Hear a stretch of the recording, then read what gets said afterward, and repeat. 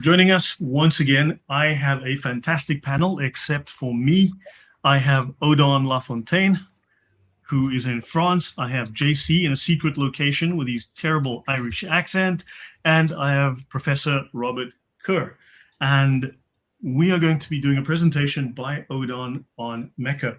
Now, yesterday I was on with Osama and JC. We discussed from Tisdale's book on every single narrative in the Quran is sourced from Jewish legends, Christian legends, modifications of biblical tales taken from Gnostic Gospels, taken from Zoroastrian legends and religious tales, and so on. And we're going through Tisdale's book, which goes through as many of these stories as he could find a source for.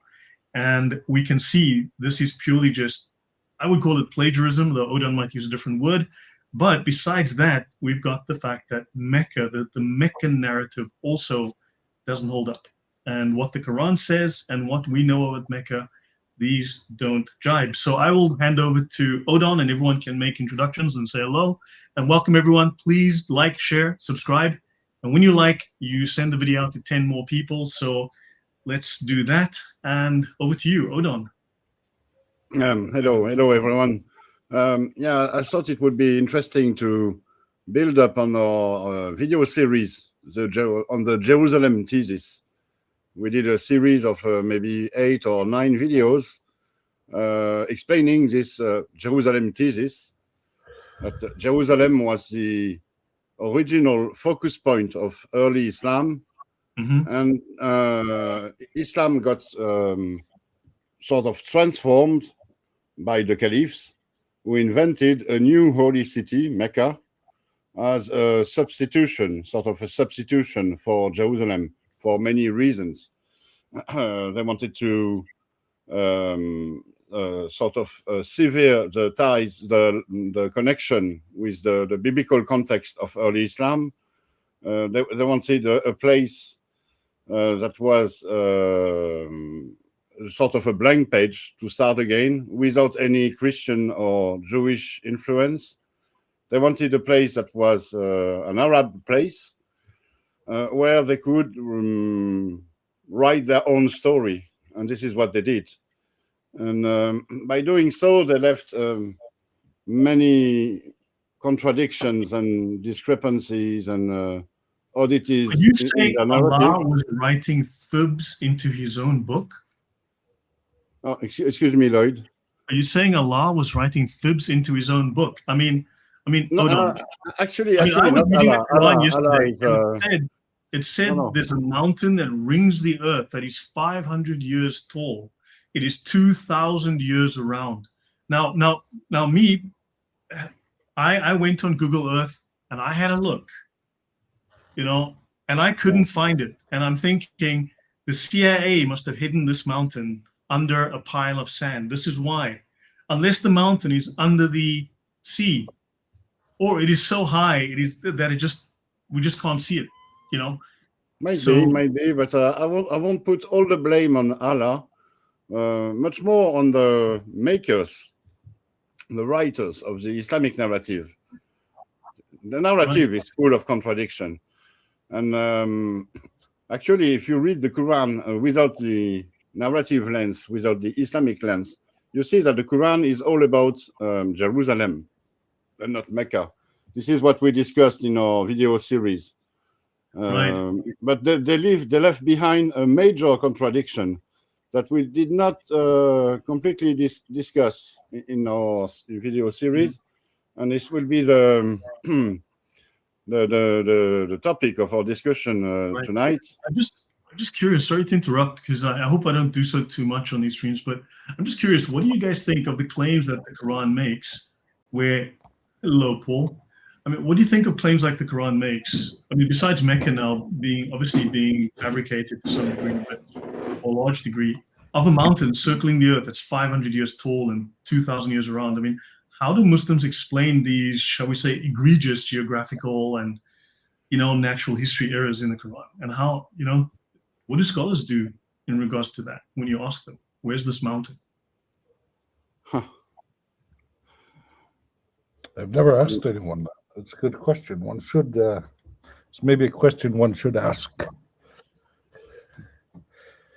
For my part, I would say that every time you ask a Muslim about something unreasonable or something that cannot be in the Quran, he doesn't reason actually. He keeps on repeating the narrative, or he tries to make up a story to explain it. But it's not about reasoning actually, because you see Islam force the Muslim into an unreasonable mindset. They they think with the categories of haram and halal, forbidden and permitted, and it is forbidden to have a forbidden thought. So it is forbidden to think that the Quran might be wrong. It is forbidden to think that the narrative might be wrong. So you cannot reason.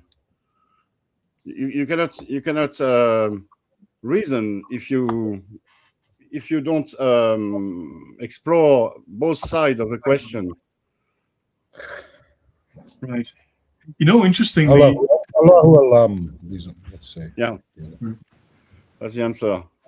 no, something I've noticed, even though we are very much on the cutting edge here with what we do on this channel, perhaps even on the bleeding edge, but I do notice that YouTube clearly messes with my statistics. Sometimes I think I'm getting tens of thousands of views, and YouTube will tell me I had 2,000 or 3,000 because. But anyway, what I'm finding is that Islamic apologetics is clearly backpedaling, constantly trying to find new defenses. And right now, they are very much trying to claim Jesus in a different way. They're trying to pose questions around this, like this one, that this guy's asking at the bottom here. I mean, he's not serious at all, but we definitely have them on the run. They are having to defend from too many angles now, and they can't. Well, yeah, you see that there is a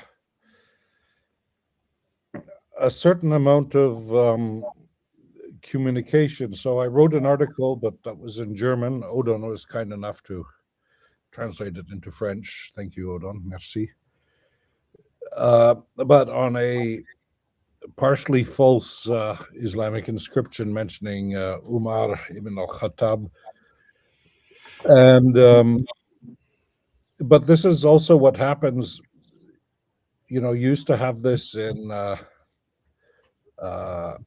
biblical archaeology with, falsifications. People felt a need to counter the critical school with falsifications, but you see this that every time, and with, the Winnett was a Canadian, I think he was an archaeologist, but he worked with the British Oil Company in the 40s and the 50s, and he discovered a lot of pre-Islamic inscriptions in Saudi Arabia. And he discovered really nothing relating to Islam. And then all of a sudden, when critical Islamic studies started appearing, all of a sudden, people find stuff that apparently relates to Islam, which is a little bit of a coincidence, when the Saudis start sponsoring these surveys. Mm-hmm. And so I had this once where when I published this inscription, there was a photo of it in Islamic Awareness that I showed had been photoshopped, and immediately afterwards, after the publication, they changed the photo. Wow. So they're aware of us. They're aware of it, yeah, and they're reacting to it. So yeah. Actually, that's very telling, because the narrative has just been from the beginning invented, and it seems like enough people from within Islam, they know that that's the case, so they try to create things like this retrospectively. And this is one of the reasons I really like this topic about Mecca, because it not only shows that there is problems with Mecca, it shows that the narrative is a fabrication. If, for example, we couldn't find Bethlehem, for example, we didn't know where Bethlehem was, you would say, well, but it was a very tiny village in the middle of nowhere, and it doesn't really change the story of Jesus. He was born in Bethlehem, and we don't know where it is, for example.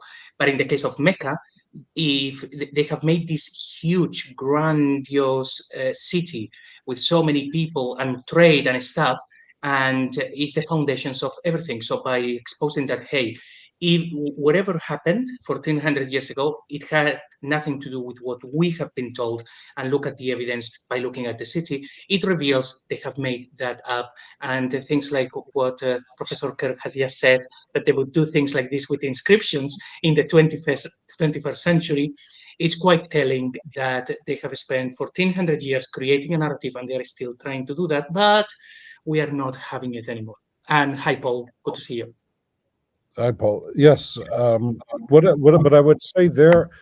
Sorry, I was a little bit late joining you guys. An Englishman is never late. We're not French. But anyway, your excuse. But what I would just say, I wouldn't use the term, invented. I would say it. If you look at the Arabic text, it was developed. What I mean is, it's like, when a snowball, speaking Canadian, you start rolling it down a hill, it takes on speed and gets bigger. So I think it was the narrative was and is continually being added to, because, for example, when you read what's clearly the oldest part of the Sirat, the Maghazi literature, the campaigns of Muhammad attributed to Muhammad, which tend to be rather vague. And then, when you read Waqidi, he fills in the details left by the Sirat and the Nas and the later authors. So where the Sirat tends to be vague about, where the battle is and what have you, Waqidi knows all the details. And then even later you get the books of all the participants, that mention all the participants. So there is a logical development here, that it's clearly there's been questions being asked, and the authors are writing to meet a demand for more information. But of course, the additional information is unsourced and it becomes a legend. What I mean, just to make it clear, JC, I don't think it was sort of invented in one go. It was, it developed over time. It's clearly. My take on this is, first of all, that I don't think it started off as falsification. That's what I mean. I think that the people who had the text and the people who began to create the narrative, and it seems to be quite a large number of people, the early collections of hadith we have, people like I've forgotten the gentleman's name. Bukhari? Malik. Malik. With the Muwatta and Al-Bazak, is it? These people had dozens of people who they were citing from who didn't necessarily agree with each other, and sometimes people come in the same collection. And these people, it seems highly unlikely to me that the early hadith collectors created a fictitious world of people, and they shared them with one another so that each of them had the same people carrying on the same story. It seems very sometimes disagreeing with each other or saying things that the editor didn't themselves believe. It seems far more likely that somebody who wanted to just create a story would have just one or two golden chains of transmission and say, oh, this person told me the whole story, this is what the story is. And the fact that they have got all these stories, putting them together makes it sound like all these stories were swirling around there in a milieu of storytelling, really. And that's how you end up with this, with a character, Muhammad, who seems completely inconsistent. Past best, in one moment he's a peaceful, naught but a warner, is a kind of doesn't do any miracles. The next moment he's splitting the moon in half. The next moment he's leading an army and he's suddenly a strategic genius and he's working out his strategy and how he can defeat armies and this sort of thing. And most of all with his private life, when he's married to Khadija, who's 15 years older than him, family man, raises a family in a city where polygamy is completely commonplace and normal, and divorce, very freely available. And then after Khadija dies, suddenly he's got 19 other wives and concubines from various sources, and it's just impossible to imagine that this is one single person. It looks like somebody is just cobbling together all the stories and putting together almost a ridiculous montage of all the different stories. Would be my take. Makes sense. Yeah. I concur, because if you look at in the stories there, if you take away the intertextuality, and in some cases you can see what's happened. So, for example, you have a take in the Hadith on the feeding of the 5,000 from the New Testament, which has been adapted to Arabic circumstances. So once you take away the intertextuality, you see these stories and they kind of centralized around a figure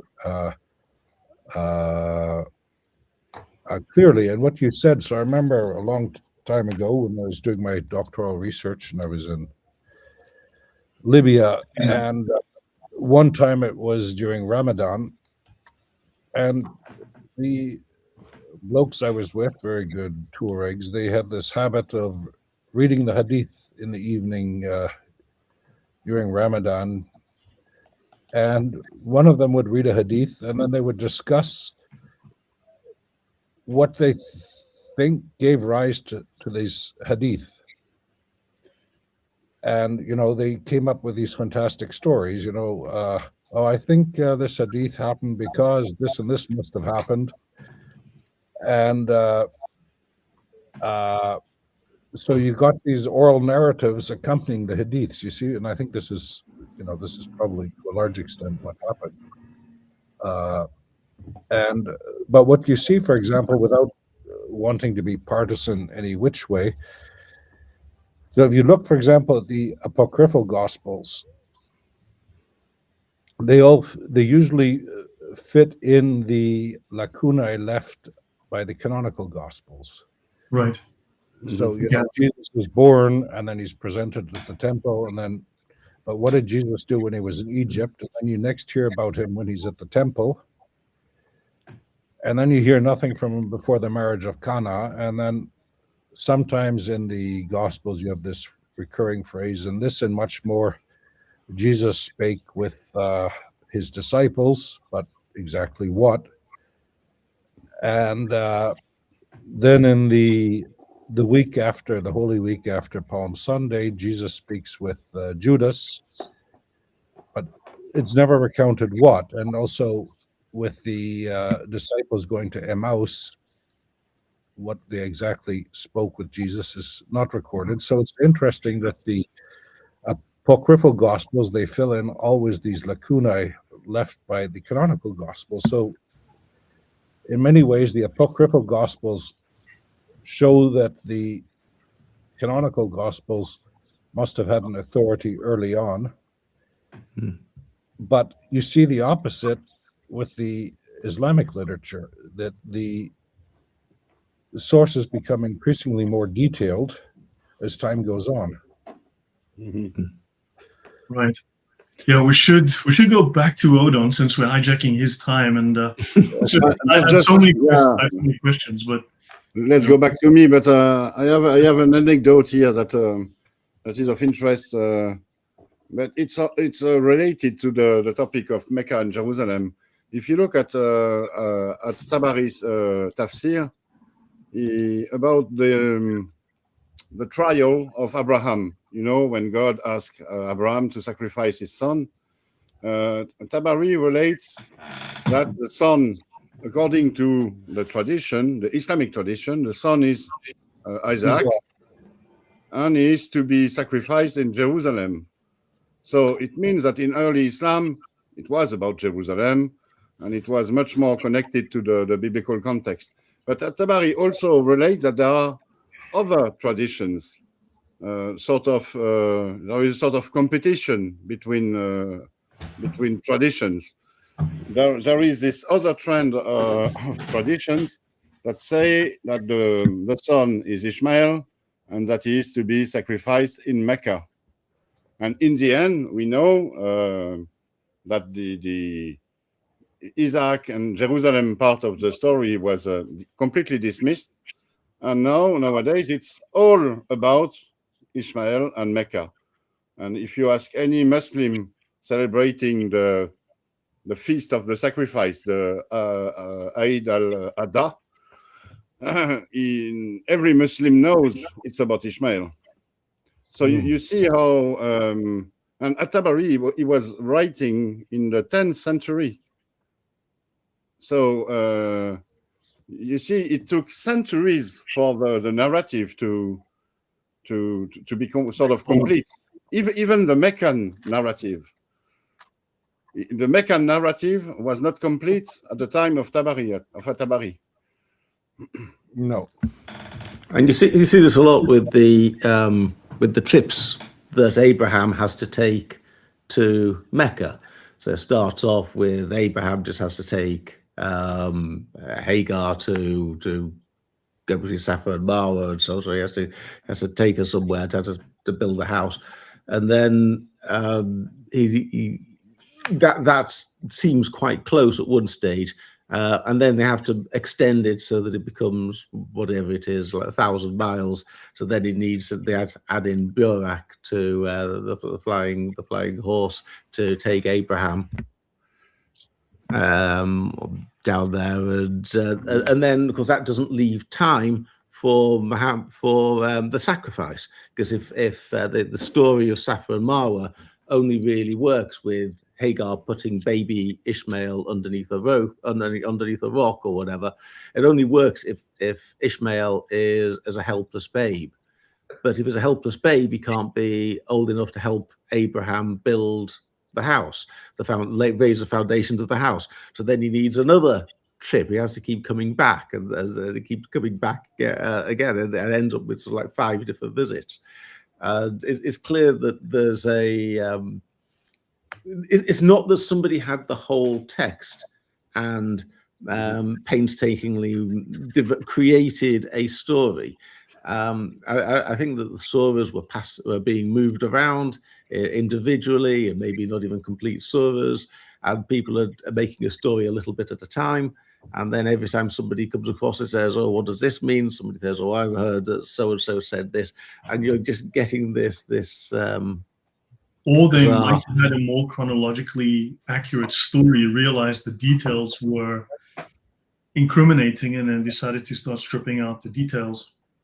Well, if you only have maybe a quarter of the surahs, and you try and make up a story that you think will explain that, and then somebody else comes along with a few more surahs, you've got to keep changing the story to try and make it make it rather like my other life as a lawyer, like a witness in the stand who's confronted with contradictory evidence, and they have to keep changing their story. And oh yes, I remember now.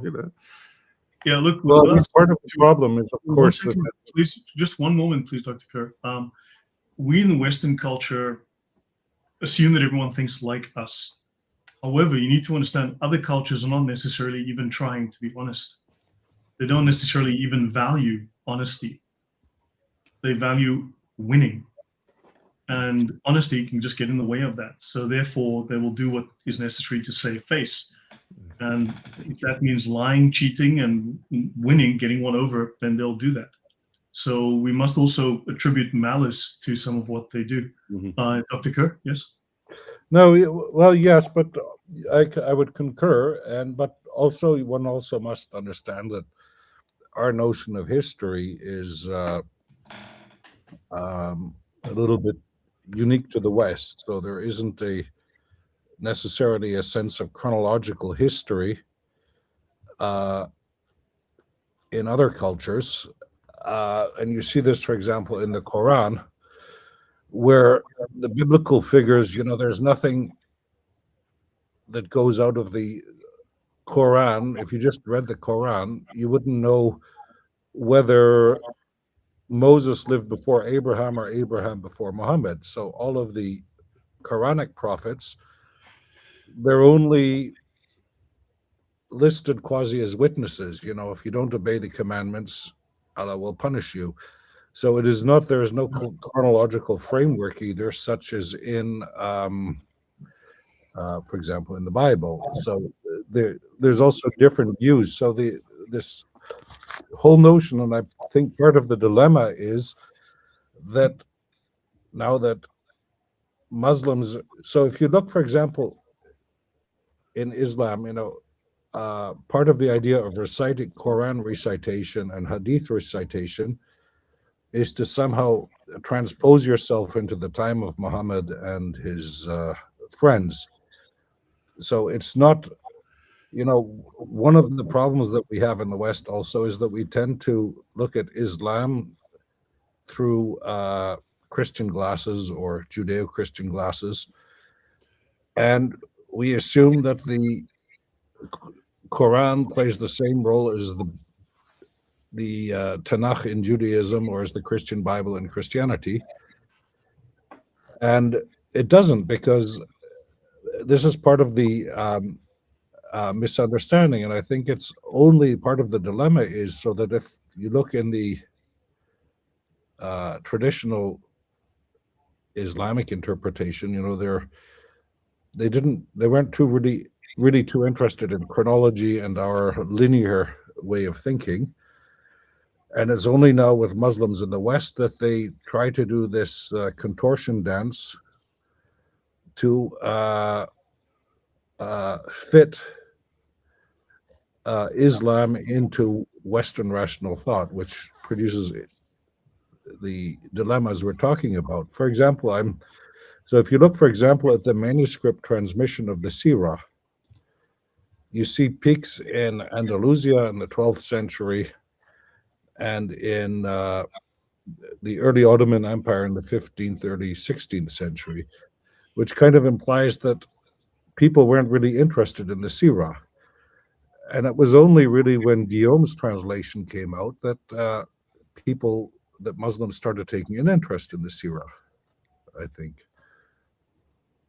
Mm-hmm. Right.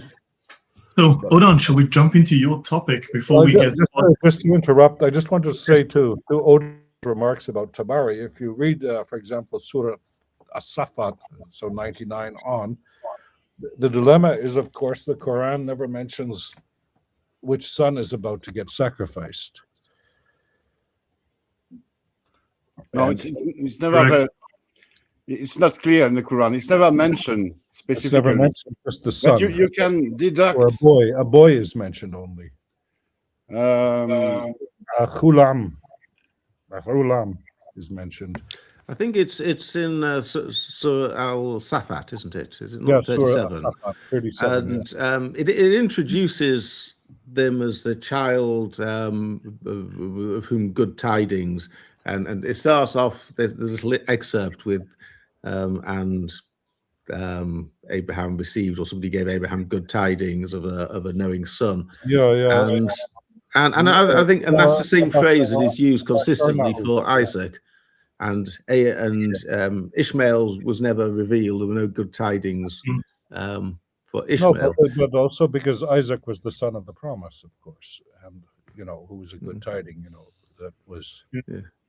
Ustama knows that really well. He covers this in his Quran translation because, pity Usama didn't make it today. He'd be very detailed on that topic. Yeah.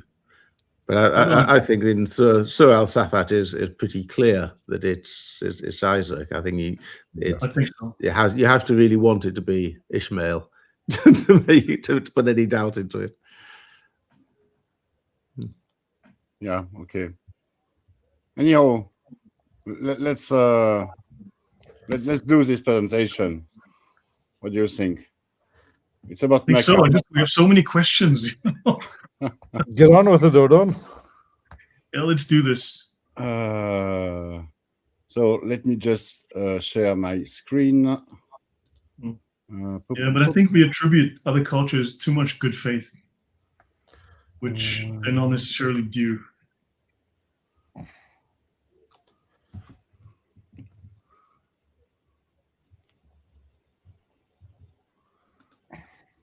Here Lovely presentation, Odon. Lovely presentation, Odon. Finally, it got here. It got here. Lovely. And I just have to do some settings.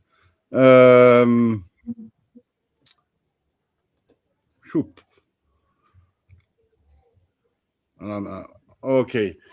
So it's taken from this presentation that I did in London at the NAPC, where I presented some evidence, some hard evidence for Islam's actual early history. Let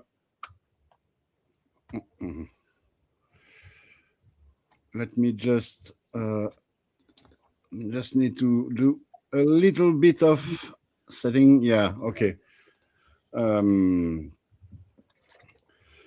So I won't do the presentation. I will jump to the Mecca's climate, environment, and hydrology part, which is this one. This one. Let's start by saying that the climate and environment in Mecca is evidence for the falseness of the Islamic narrative. The narrative says that there was a sort of prosperous city there, thriving on commercial, thriving on trade, and this city would have hosted something like maybe 1,000 or several thousand inhabitants. But the climate is very, very harsh. It's the same today as it was in the 7th century and before. Actually, it hasn't changed since thousands of years. I've checked this with a study of a specialist. Since 5,000 BC, it hasn't changed much. No. Yeah, that's the thing. I've got a study of the climate in Mecca for the 20,000 last years, and we can be confident that it's the same climate today than it was during the antiquity and during early Islam. And it's a very, very harsh climate. Nothing grows, as you can see on this very early picture of Mecca in 1899, one of the earliest pictures, photographs. Snookergonia.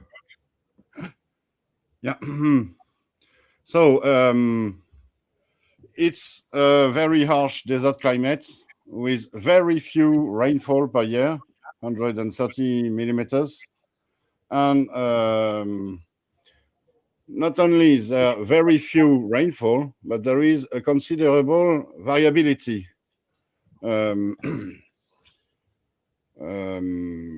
It can happen that it doesn't rain during a whole year, or maybe more. And if you look at the recent rainfall, for example, in 1990, 2003, 2013, there has been less than 25 millimeters of rain. And this is very problematic because the water resource in Mecca is entirely dependent on rainfall. There is, of course, no permanent stream or river, no access to the sea. The sea is something like 80 kilometers from Mecca. And there is no access to fossil water underground. So the only water you get in Mecca comes from the rainfall. The rain falls in Mecca. It is absorbed a bit in the terrain, but the terrain is very rocky, contrary to Yathrib, for example. Yathrib is also entirely dependent on rainfall for its water resources. But in Yathrib, there is a lot of alluvial soil, sandy soil, that retain water. And because of this, you can have many wells in Yathrib with lots of water. And this is the completely different situation in Mecca. The terrain is rocky. The rain is not very well absorbed. There are not many wells in Mecca. If you look in the tradition, of course, there is the Zamzam well that still exists today. But the tradition is doesn't talk a lot about the other wells. I've looked in all the hadiths, and I've looked into the Akhbar Mecca book that was written in the 9th century. It's a traditional view of Mecca. And it mentions between 10 and 12 wells, including Zamzam. And from this evaluation, you can try to guess or to estimate the yield, the total yield of the wells. If you look at Zamzam, for example, the water is 30 meters under the surface. You have to draw the water by hand. There is no mention of a mechanical device such as a Persian wheel or a sakia, with a horse or a donkey activating it. So the yield is it's only about what one person can do with his own two hands, with a rope and a bucket or a skin. And if you do the calculation, if you have one person working on the well all day, it amounts to a yield of 1 to 2 cubic meters for the well at maximum. So for 10 to 12 wells, you have a total of 10 to 20 cubic meters of water per day, with this high risk of well depression during the prolonged periods of low rainfall. So this is a very a key figure. We have this resource in Mecca, 10 to 20 cubic meters per day on average. And so the question is, what can you do with this quantity of water? Actually, sorry, can I ask something before we move on? Yeah, of course. So, yes, do you have an idea or a hypothesis as to when the well may have been actually dug up? I've checked; it's about 30 meters deep, and it is a hand dug well. So, do you think someone, perhaps even in ancient times before Islam, just happened to be there and happened to have found water, or do you think that Islam appears first, and then at one point they are digging up that well? Do you have any thoughts on that? What came first, Mecca or the well? I think there was the wells, or some of them were dug before Islam, and I think it's one of the reasons that chose this site to build the Islamic Mecca. But the thing about the 30 meters depth of the Zamzam well, it has to do also with its history. They kept digging deeper and deeper and deeper, so maybe it wasn't that deep in the 7th century. Still, it doesn't change the calculation for the yield. But it's a very good question.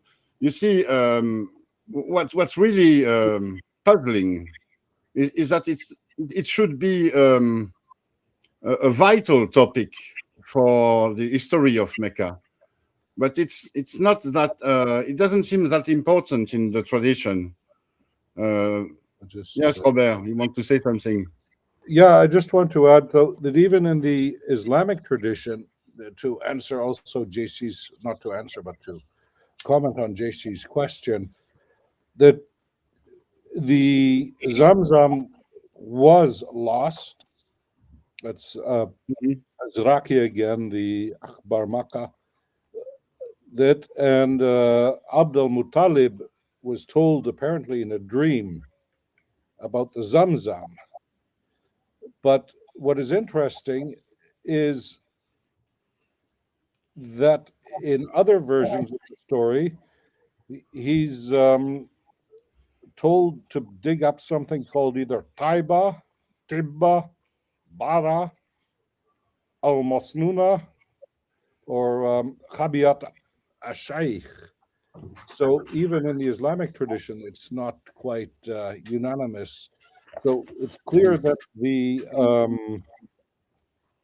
the story, whether it's originally Zamzam or not, is not even clear from the Islamic tradition. And in the dream, it says, dig out the Zamzam, he's told, and he asks, what is the Zamzam? It never dries up and never doesn't provide water, which is a bit weird if it was lost and there's hardly any water in Mecca. And then when he digs it out, he finds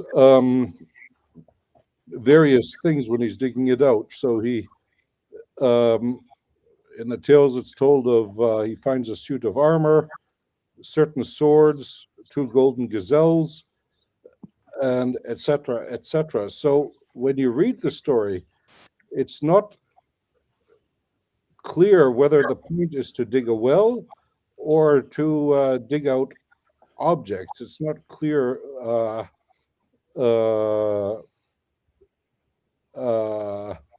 what is meant, because they also talk about the treasure house, and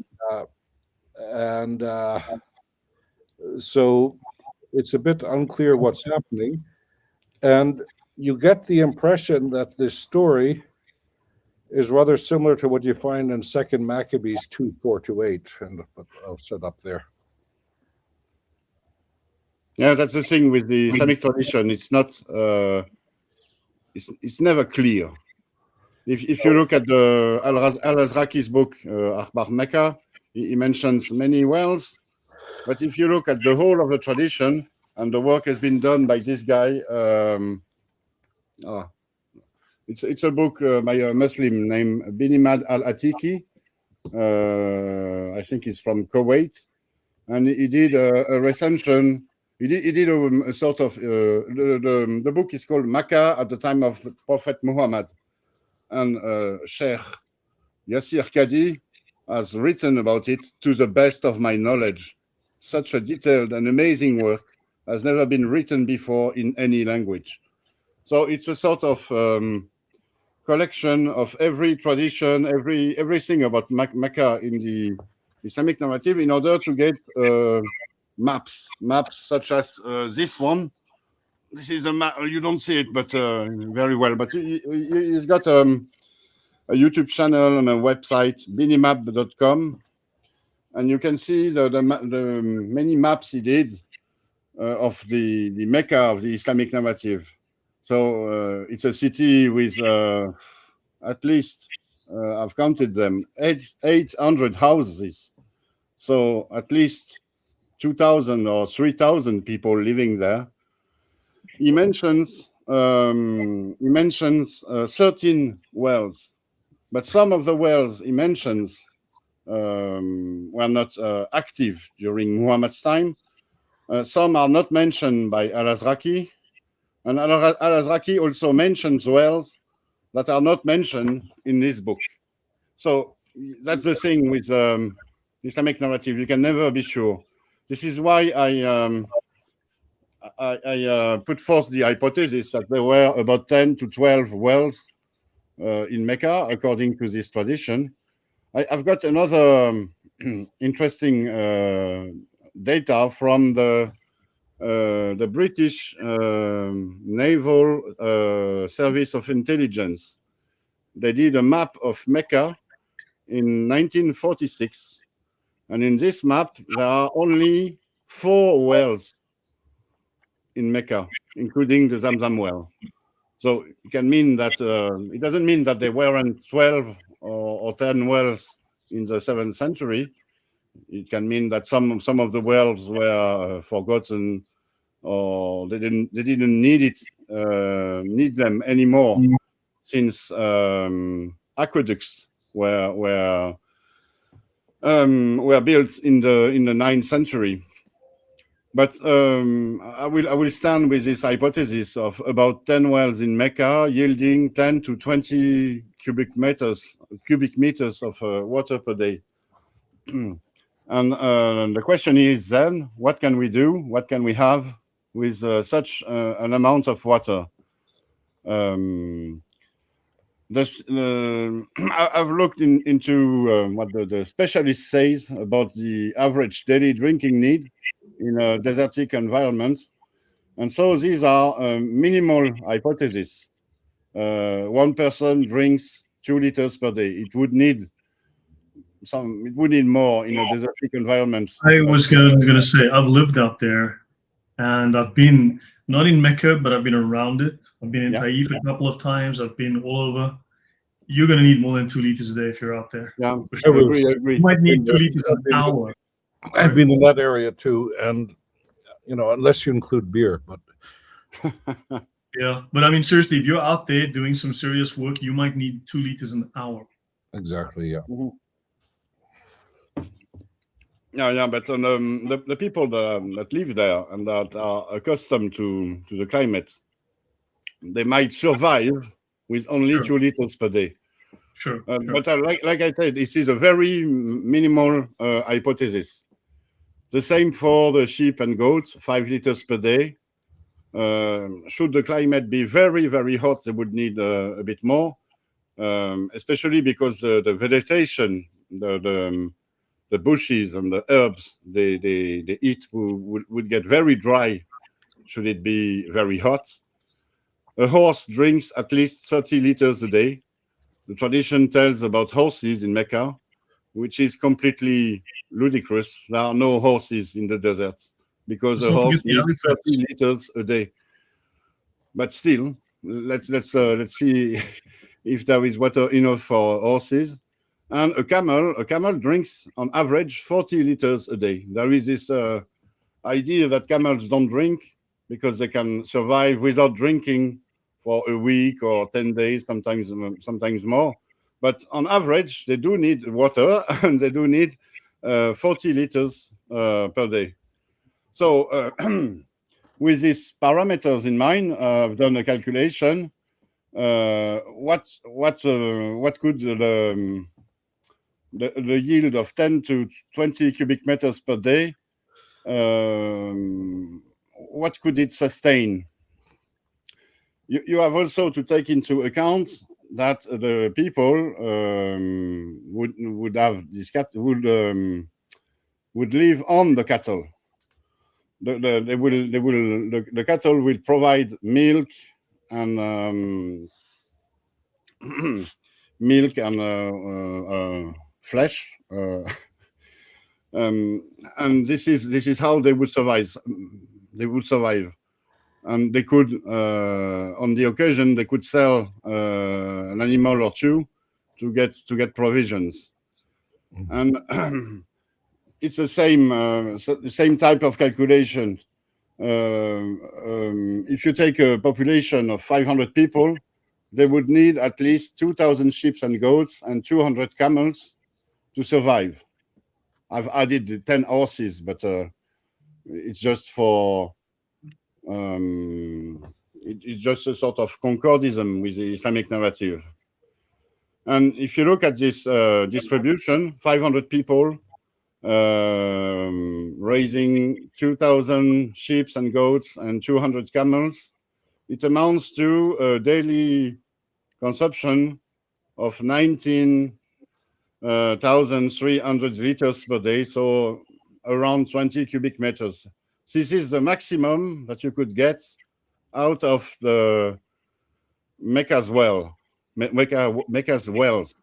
This is the absolute maximum. it's a very high output assumption because, like I said, and like we said, the people and the animals might need more water. And besides, should there be a bad year for rain, the well will deplete or will go, and there won't be water enough for such a community. But Paul wants to ask how much water do cats need? Oh, very few. And but it depends on the on the kind of animal they can feed on. Yes, my apologies for Mimi. I'm not sitting in my normal room today. My dear wife is using my study to for work conference call, so I've been relegated to the dining room, and this is where Mimi likes to come and sit in front of me. So she's very interested in all this. Yeah. Don't forget, Odon, that they need a Khalida as well.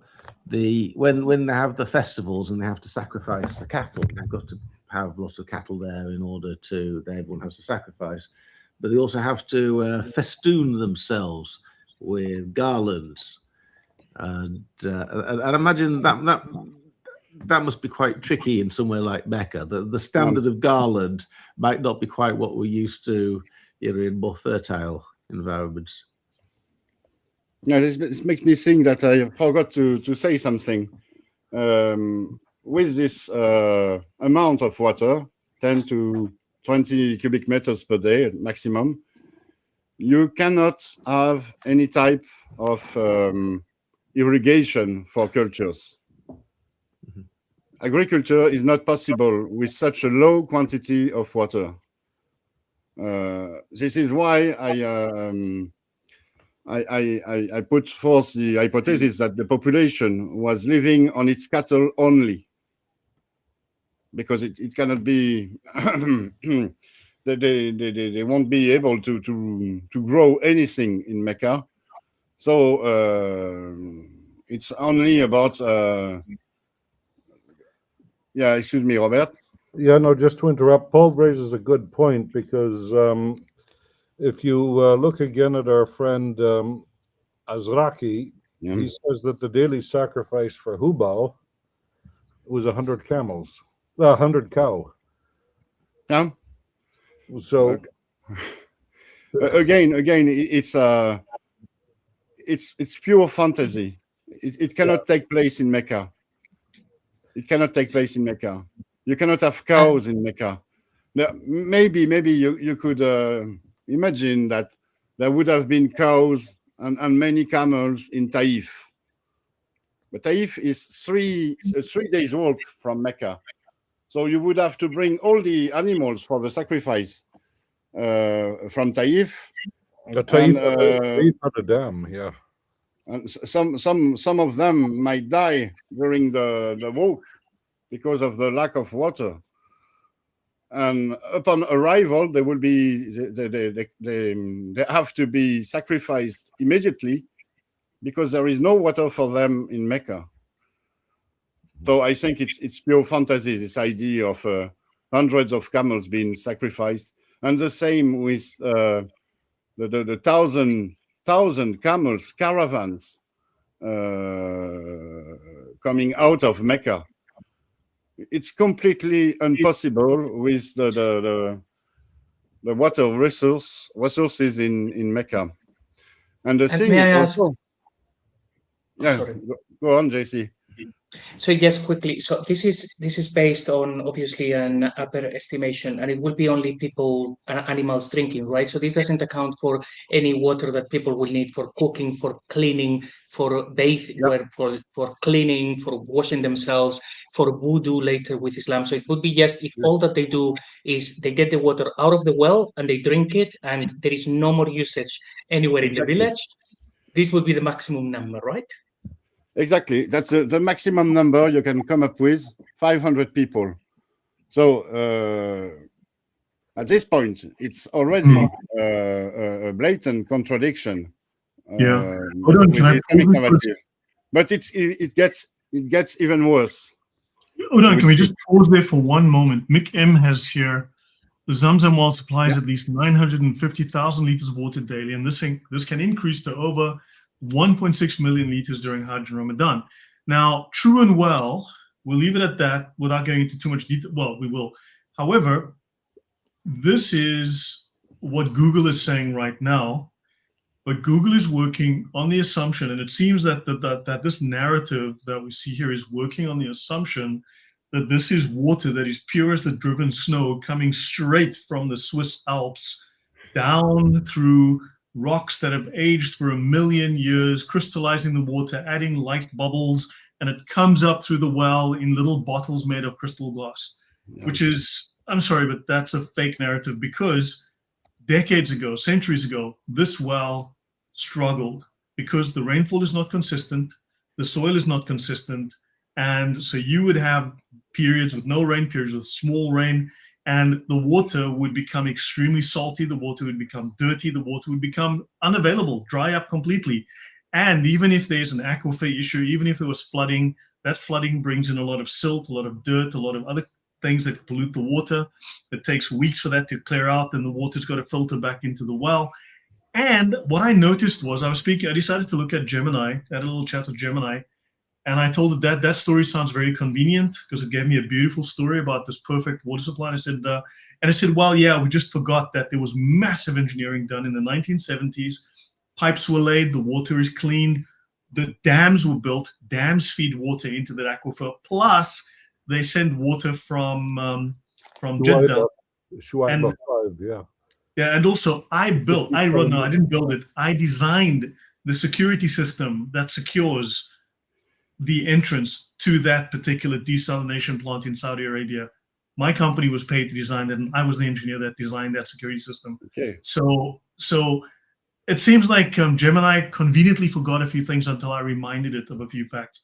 So the standard narrative that the Saudis are putting out, or Wikipedia, or whatever, is, let's just say it lacks a few critical details. I'll leave it at that. Hold on. Yeah. Now, but the point needs to be addressed. You said very very good things, Lloyd. I could add that my calculation is based on the fact that the water is drawn by hand, and nowadays water is pumped with electric pumps that yield so much more than what a person can do with his bare hands, a rope and a bucket. And there is something else also. Nowadays, and it's been nowadays there is a huge supply of water from the Red Sea, from the desalination plants, from all the reservoirs that has been built by the Saudis, which means that the water in available in the soil is completely taken for the Zamzam needs. You see, during the 7th century, should there have been those 10 to 12 wells, they were all sort of connected. If you drew water from the Zamzam well, this is water that you could not draw from another well because they were sort of connected. Imagine that every other well is inactive, then you could have with an electric pump a much better yield in the Zamzam well.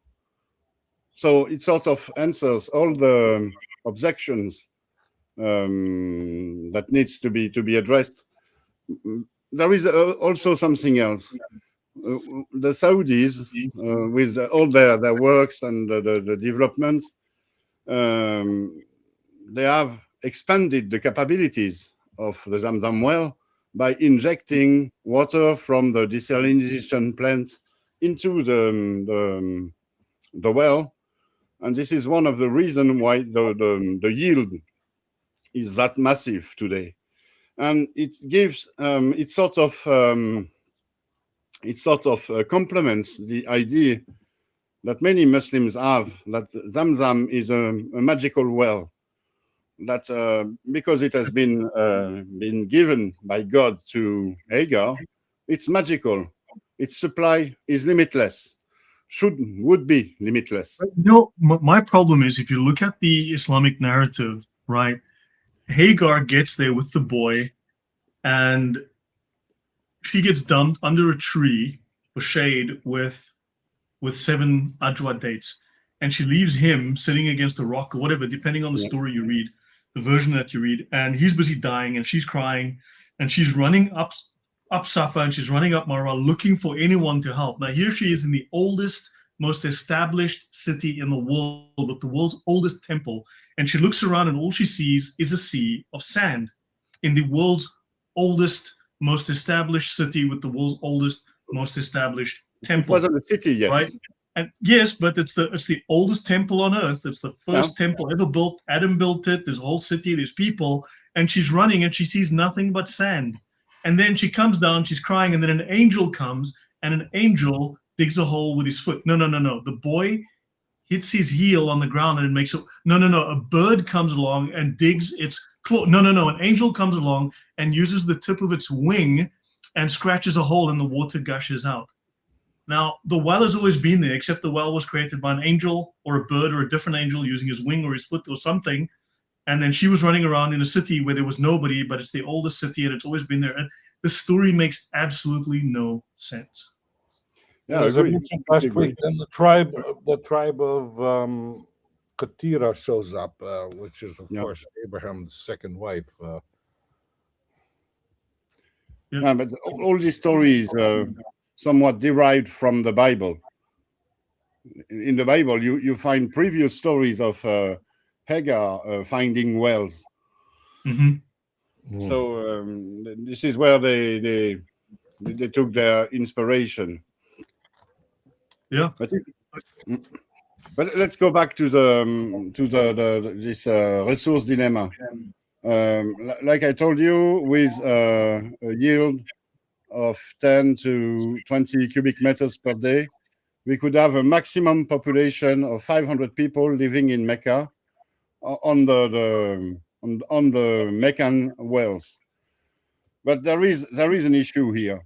Such a population would require, like I wrote here, 200 camels, and at least 200 camels, and at least 2,000 sheep and goats. It would be better to have 500 or 1,000 more sheep, but the water in Mecca won't be sufficient enough. But the thing is, these animals need to eat. They need pasture land. And if you look at what the specialists in pastoral economies have established, in such an environment, a desertic environment, a sheep or a goat would need 65 hectares per year of grazing land. And a camel will require 4 times this surface, so 260 hectares per animal per year of grazing land, of pasture land. And if you do the calculation, you could have a low estimate of 500 square kilometers and a high estimate of 1,500 and maybe more, even more, 2,000 kilometers, square kilometers, 3,000 square kilometers required. Wow. And there is no such land in the immediate vicinity of Mecca. Yeah. I just Sorry, just a related aside, but Google apparently claims, when you ask it, that 1,000 years ago, Zamzam had so much water it could supply a city of 80 to 200,000 people. Now, 1,000 years ago, I checked.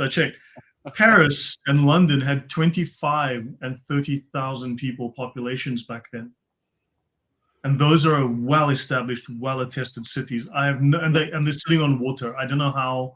So clearly, Google is willing to either lie or it's being fed a lot of lies. Scary stuff. Of course. But 1,000 years ago in Mecca, there was a whole system of canals and aqueducts bringing water, fresh water, from 60 to 80 kilometers away. And there was a huge supply of water at the time, but not in the Zamzam well. It was thanks to this system, the Ain Zubaydah, the source of Zubaydah. Zubaydah was allegedly a wife of Harun al-Rashid, the Abbasid Caliph, and she had this system of aqueducts and canals built in order not to have pilgrims dying of thirst in Mecca. I think it's more of a clue of the time when the Abbasids decided that Mecca was to be the place of Islam's origin and the place of the Hajj. But if we go back to the resources, the resource dilemma, you see that the cattle will require a huge surface of pasture land. There is no such surface around Mecca. And so you would have to take your cattle in a nomadic parcours around Mecca, but it would stretch very, very far from Mecca. You would have to follow, for example, the wadis and to look for the best land to graze your cattle. And so with such a surface that would be required, you see here, I've pictured it in the form of circles centered around Mecca. But actually, it couldn't have such a shape. You would see a sort of maze of routes around Mecca, stretching very, very far, maybe hundreds of kilometers from Mecca. It would mean that you couldn't have a sort of sedentary community in Mecca, because you would need to take the cattle very far from Mecca. So you would lead a nomadic life, a pastoral nomadic life, and so you won't live in Mecca. So you see, even with the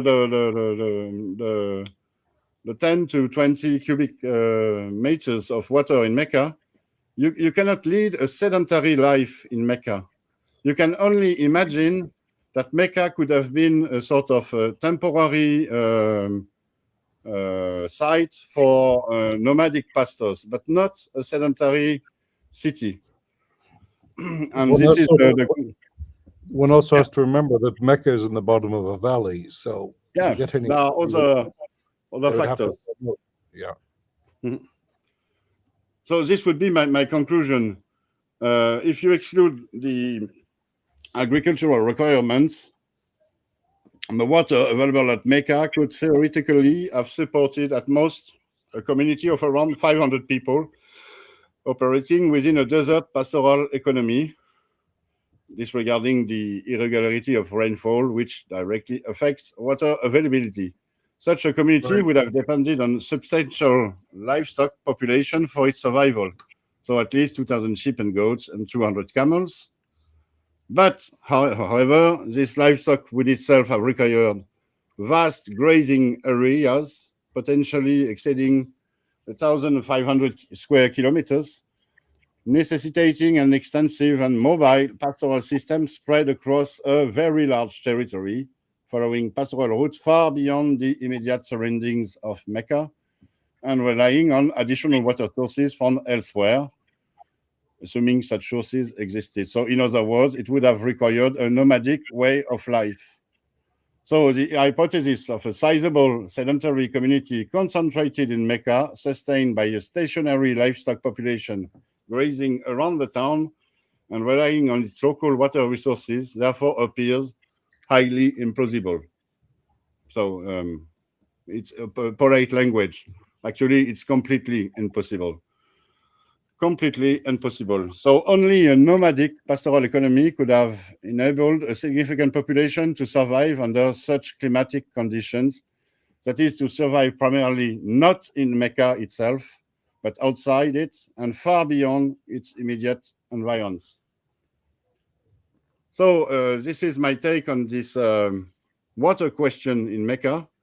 And it's I think it's very interesting, because at first one would tend to consider that water is the limiting parameter in Mecca.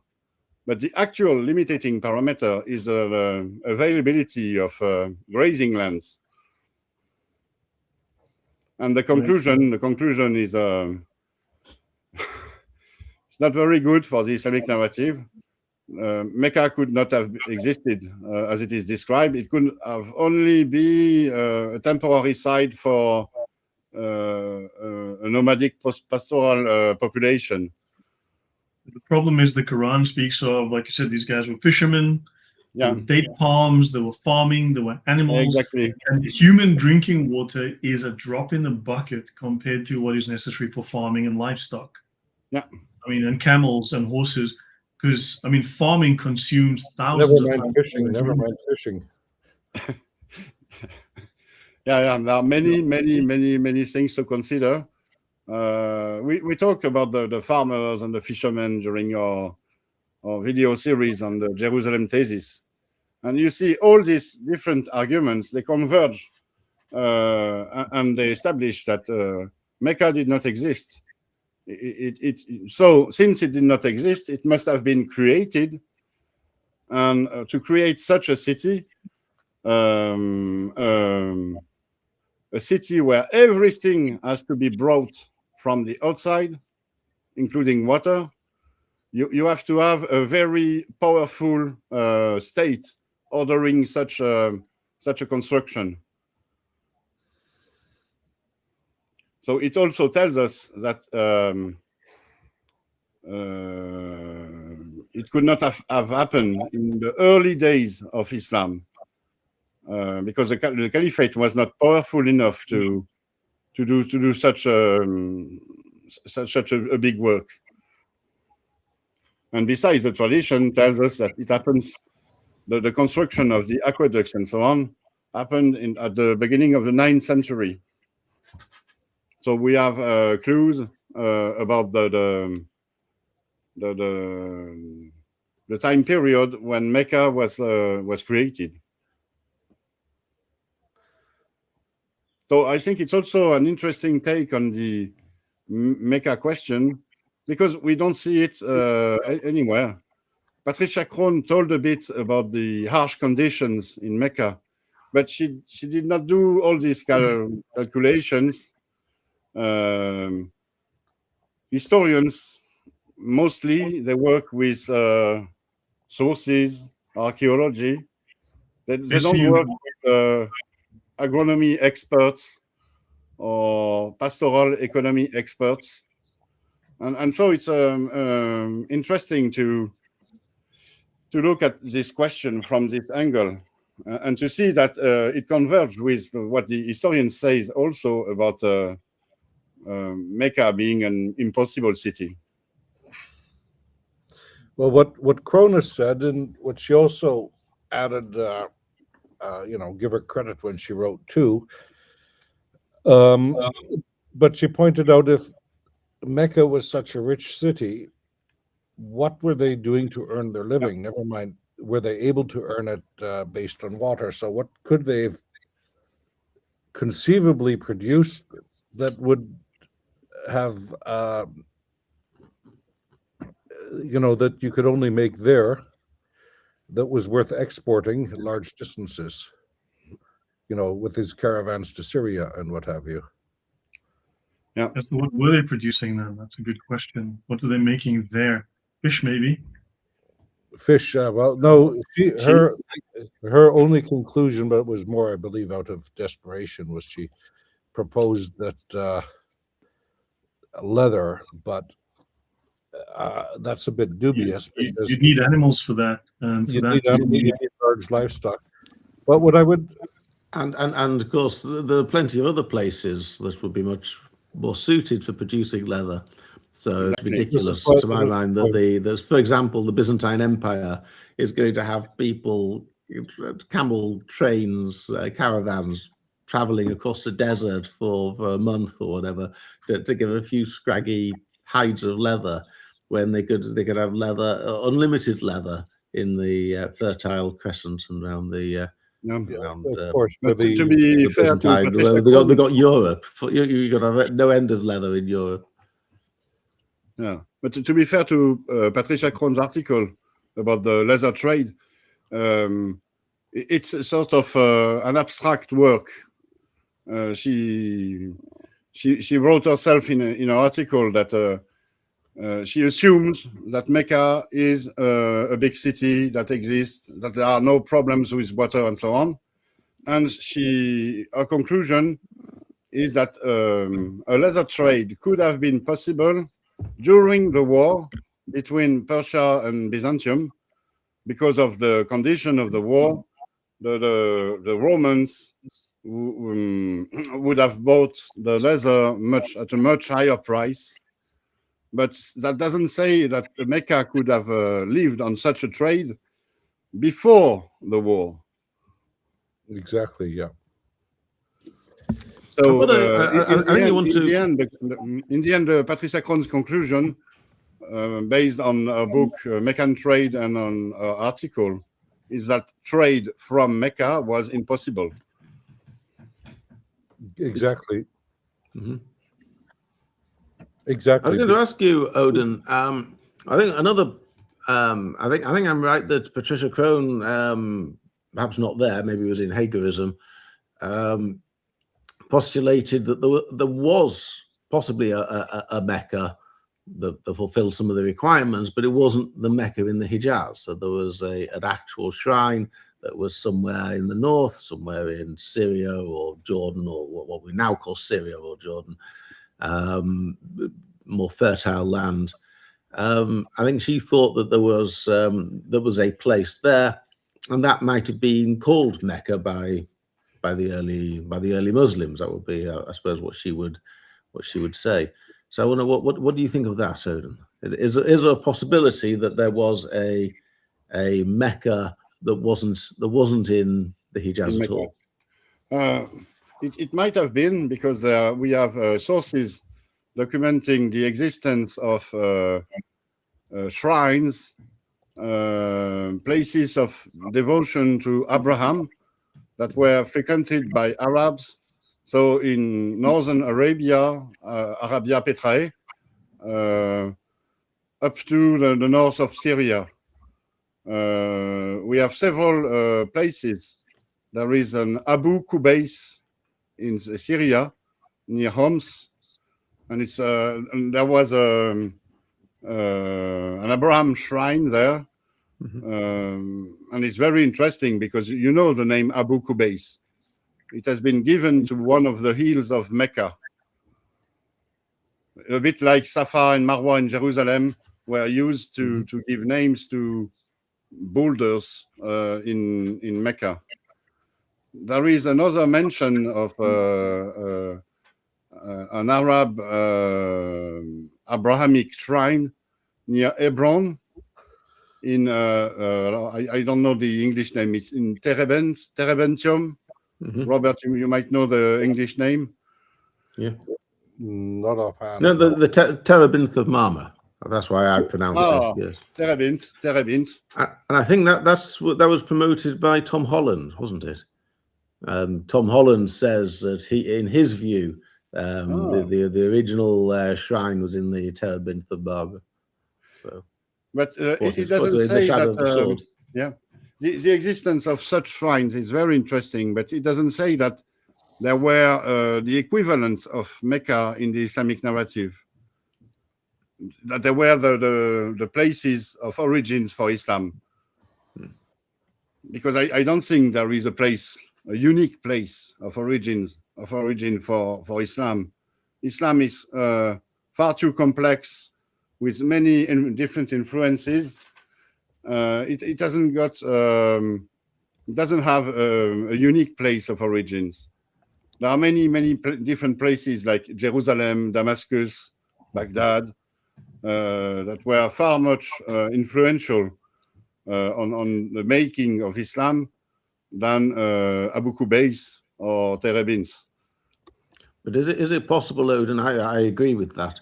But is it possible that there is a halfway position that there was somewhere that wasn't the place that was being written about in the Quran, and isn't the Mecca of the traditional narrative, but was the location, the setting for the narrative, and that setting, there's a hypothetical place, or maybe a real place, but when people told the story of Muhammad, they were thinking that he was in a city, and then at some later stage, that location then moved down to the Hijaz. Is it possible that there was a place within the imagination of the people writing the narrative? Oh, that's where Muhammad used to live. That's the place he was fighting over. I think Crone refers to a fantasy, a messianic fantasy. Before we go further, JC wanted to add something. And also, the sand in Mecca, the soil, is not sand you can grow things on. No, it's not sand, actually. It's a rocky terrain. Yeah, it's the wrong. You can't grow stuff on that. But JC, what do you want to tell us here with this? Yes, sorry, what my computer had very rudely decided that it wanted to disconnect, just as I wanted to actually show this. So this is, yes, from the account of Ludovico di Barthema, so early 16th century, and just a witness account of a guy actually pretending to be a Muslim and going all the way to Mecca and traveling the world. So when he's describing what happens in Mecca, again, early 16th century, he actually first describes the water from that well, and it's the Zamzam well, because that's when they're doing the thing, as brackish, which either A, I mean, he could be completely wrong because it's just one guy giving his witness account. It could be that the water was actually good for drinking and he just got it wrong. Could be what Lloyd said before. Maybe the aquifer during particular periods of time actually got contaminated, and sometimes you can drink it, but sometimes you can't. So a number of things like this. And then immediately after, apart from saying that the water from that well was brackish, is he starts describing how they do the basically the ablution. And what happens is that people go in there and he always gets, by the way, all the Arabic wrong, but they draw water. So there will be people there drawing water all the time, and they throw 3 buckets full over each person. Which, of course, again, 16th century, at that point, they already have a lot of water because of the aqueducts, so they can use more. But it doesn't make a lot of sense that in a place where water would be so scarce, then Muhammad, or the guy who actually starts this tradition, or any tradition, would say that you have to actually use extra water to do things. Muslims will say, but you can do ablution with very, very little water. But what we see in the traditions is that, no, they actually bathe themselves. So imagine if you're creating a religion, you go to the place where you have absolutely no water, and then you ask people to use a lot of extra water. It doesn't make sense. Not quite. Yeah, this is why he also recommended to use sand and rocks for basic hygiene. An odd number of stones. Yeah. 3 or 5, I think, are the only possible. I don't think 1 would work, and I don't think we could manage with 7. I think it would have to be 3 or 5. Yeah. No, there's another interesting point. So if you stay in Surah As-Safat, in 138 to 139, Wabiya Laili, Afallah, etc. In the 137, I mean, and indeed you surely passed by them in the morning and at night, with reference, of course, to Sodom and Gomorrah, which is usually attributed to Lot's cave, which is at Zoar, which is modern Safi near the Dead Sea. So if you pass by Lot's cave in the morning and night, you're not near Mecca. Yeah. That's, I think, a point too. So, but I would concur with Odon, in as far as I don't think there's a particular site being referred to. So you've got some references to Mecca in pre-Islamic poetry, but that's a different question. But the Bibatni Makati, of course, that is a problem in the Quran. But what I mean is it's clear that the Mecca of Islamic tradition is fictional. And, you know, this large city with a rich city, caravan city, which, you know, and I assume you've discussed the problems with the caravans because it's not on a caravan route and what have you. That's a that is all valid, but there remain then two problems. So I wouldn't say that, you know, it's clearly not a city, you know, at the most a what you would call in Canada a truck stop, or, you know, a little village in the middle of nowhere, a little settlement with a couple of people, who knows, at the most. But the question is, why of all places was it chosen there? Yeah. And I think so. What is interesting is that you have the Kaaba, which you can take several different ways. If I can just share a 1 second, I can just share a screen quickly. Where are we here? I would say partager l'écran et voilà.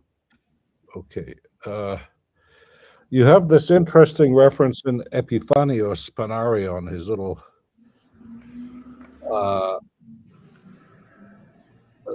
pharmacy of heresies. And there he's talking about, I think it's a group in Asia Minor who reject the canonicity of St. John's Gospel. And then he delves into when the true date of Christmas is, whether it's the 6th of January and or on Christmas. And then he points out that in Edessa, they celebrated the birth of Dusaris on the 6th of January. And they went around town shouting, "A virgin has given birth to a child." So apparently also in, there must have been something in the water because virgins gave birth to children, I suppose, but I wasn't there. But there he talks about Dusaris and his mothers, and goes, "Auten Arabisti, kamu tutesin koren, ait un parthenon kaiton," etc. If you look at the textual variants, you also have kabu. And what is interesting here is he seems to have a valid source of kamu, kabu. For Arabic loanwords to Greek, that works. But the problem is the traditional etymology of Kaaba, being from kubos in Greek, doesn't work because it would need a kuf if it was borrowed from Greek. And where does the ein come from? And I would suggest here that if you look at Lane's dictionary, can you read that or not? I'll try to make it bigger. Is that getting better? It's good. Cube. Kaaba. Okay, that's a cube. So for the Kaaba, but you also have Quba, virginity, Kaab, having swelling breasts, a buxom girl, etc. So what is Kaib? Well-developed, full and round, swelling bosom, having swelling breasts, buxom girls, etc. So we're not trying to be dirty old men here, but this thing with But yeah, but nonetheless, yeah. But the point is, what is meant here with the reference to Epiphanios and Panarion is that he says the mother was called Kuba or something, and she was a Parthenos, a virgin. And the idea is behind here, it's usually, Kaaba means to swell, so it's usually used of swelling breasts of girls during puberty who apparently tend to be virgins, more or less, except in the case of Aisha, I suppose, but we'll leave that aside. The point is, this is a good thing. So we know from Arabic sources that there are numerous Kaaba in the Middle East. So, for example, at Najran, which is clearly a Christian church, and there's a hadith where Muhammad orders the Kaaba to be destroyed in the Yemen, and he sends out an expedition. So one could say, especially with the thing in with the reference to the Kaaba in Mecca, one could say it might be going off the map, but it could have been a pilgrimage church, one might say, i.e. not a, you look in the Middle East, even in cuneiform texts, they're always going on a pilgrimage somewhere. And I'm not saying it's like Lourdes nowadays or something that, which has become an institution. This became that maybe because I think there's one thing that one has to, so whenever it happened, but there is a certain logic behind it without all of the embellishment of Muhammad and what have you. And that is now what am I doing here? Oh, no, this is much too big now. Okay, yeah, this is just something else. Yeah, so if you take a picture, let's reduce this a bit. You have the Kaaba as it is now, which does look like a cube. But if you look at the below right, you see this half-round thing called Al-Khatim. And if you then look at the layout, so Khatim, according to Lane, that's a structure where in pre-Islamic times, they used to congregate and what have you. But if you look at this, then it points to the northwest. And if you want to do the experiment on your own, with the Khatim, it rather points to Jerusalem. And according to Islamic tradition, in the middle there, so we know from Islamic tradition that the Kaaba was rebuilt numerous times. So at one time it was built just before Muhammad became a prophet.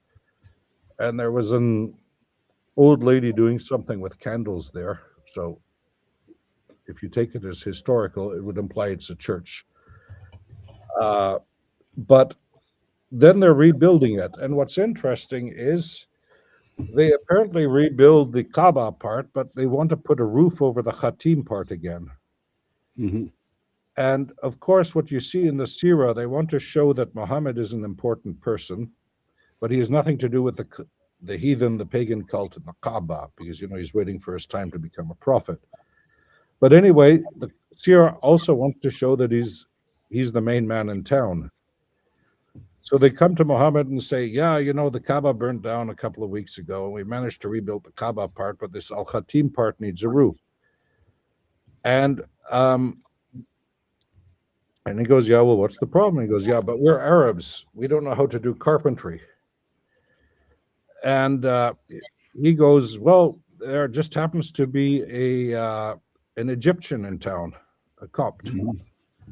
And of course, Egyptians are great builders, so they get the Egyptian. He comes, yeah, how can I help you, Muhammad? Yeah, well, my friends here, they need to make a wooden roof.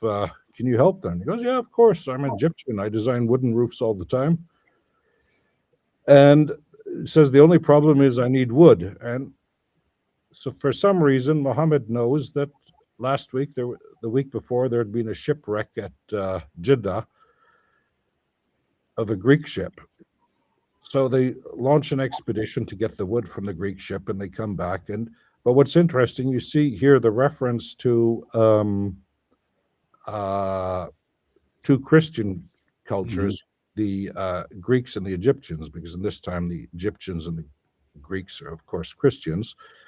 And you have this curious story in Arzaki, Akbar Makkah, that on his farewell pilgrimage, and that's an interesting part of the Islamic narrative, because Muhammad is never interested in doing anything at the Kaaba when he's in Mecca, and his only time he does anything resembling a pilgrimage is his farewell pilgrimage, which he, according to the Islamic tradition, does with 100,000 people in one variant. I can't remember where I read that, but anyway, nonetheless, but the point is, Muhammad goes into the Kaaba and he sees all kinds of images of angels, Abraham, and what have you.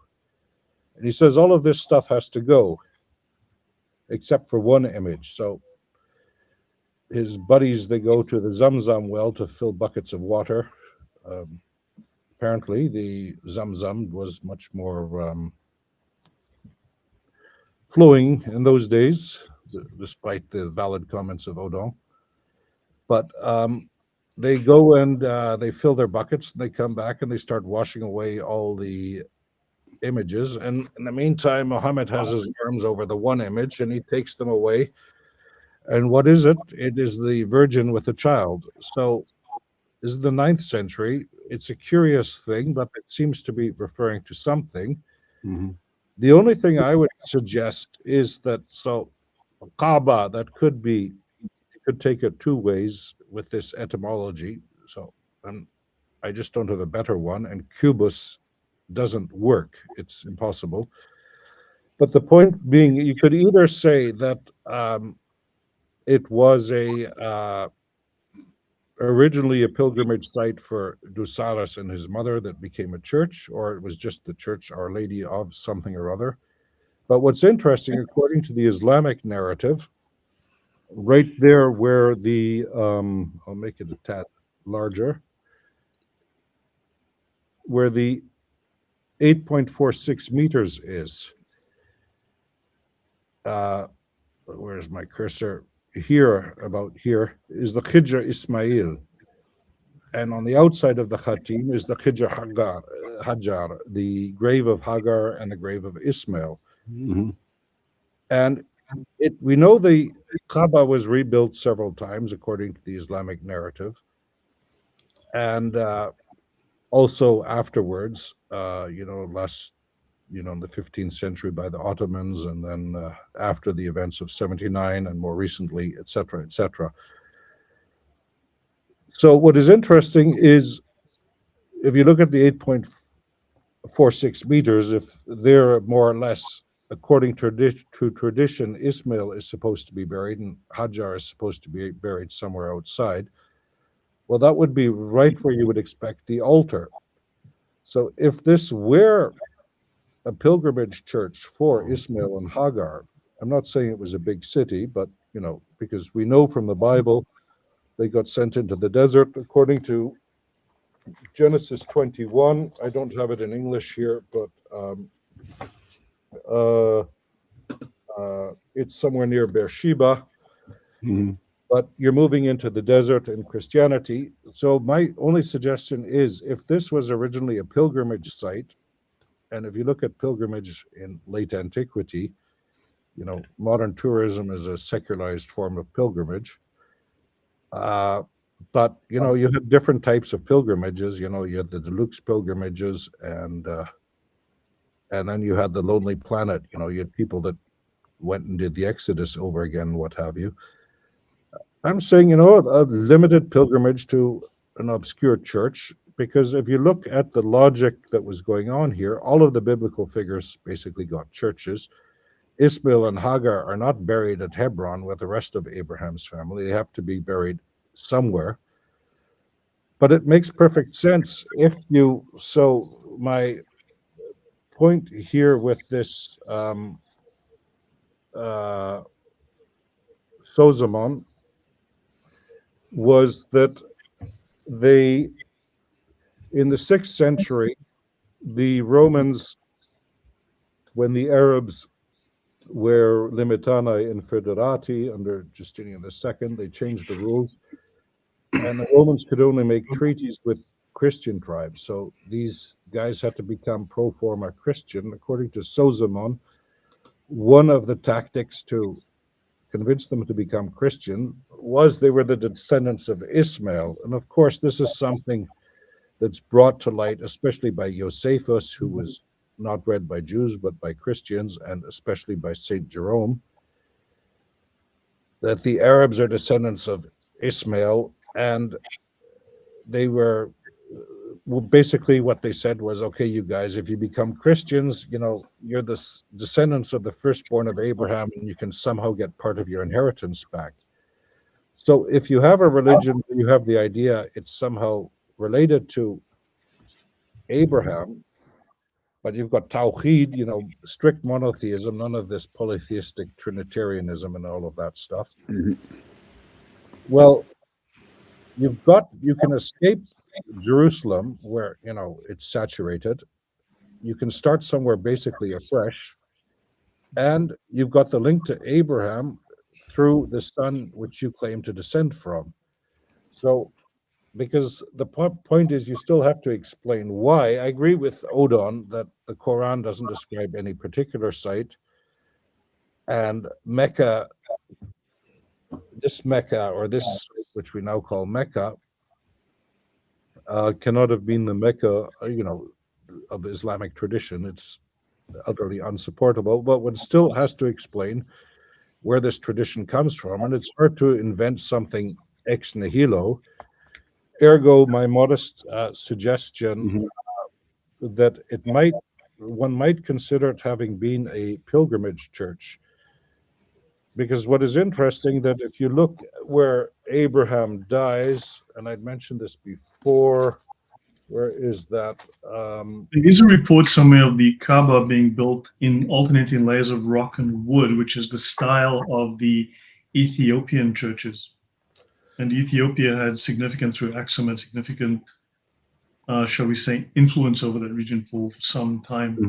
No, Ethiopia had significant influence, especially in the 6th century, over Yemen. But they were in the south in Yemen, granted, but they also provided. Remember Muhammad's first, the woman who birthed him? Yeah, she was Ethiopian. He is rumored to have only spoken 2 languages, the second one being Ethiopian. The guy who built the lectern that he used was Ethiopian. He listened to the guys recite the Bible in Ethiopian. And there's a whole bunch of these references. And these guys were supposedly soldiers that guarded the caravans, but there was also heavy influence in the region. At one point, they exercised fair amount of economic and military and cultural influence over the region through the Empire of Aksum. So there's reason to think that he would have been hearing things or knowing things from the region.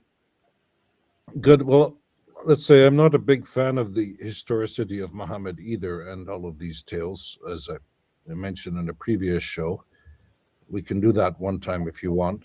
But I don't think Muhammad is a historical figure. So I don't think anyone here does. I mean, so. Yeah, okay, good. So with these tales, my only suggestion is, and here I think that's from after Ishmael's Nachkommen. Wait a second. Where does Abraham die here? Beersheba? Yeah, but somewhere he took a wife again. Yeah, so it must be from, this is a Targum from Genesis 25.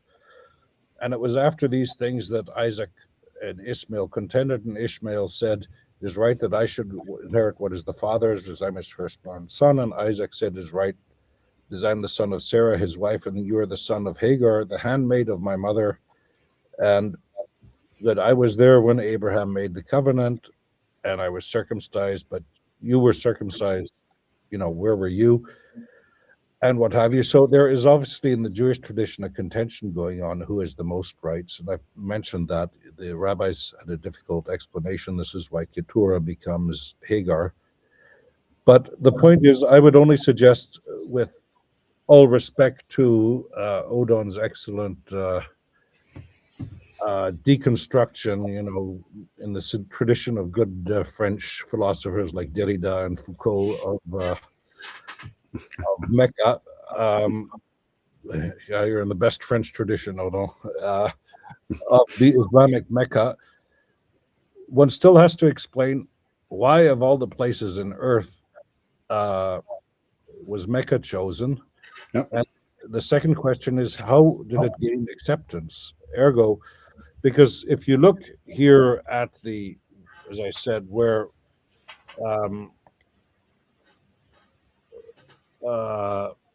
Ishmael is supposed to be buried at the 8.46 mark, which is where you would expect an altar in a Christian church.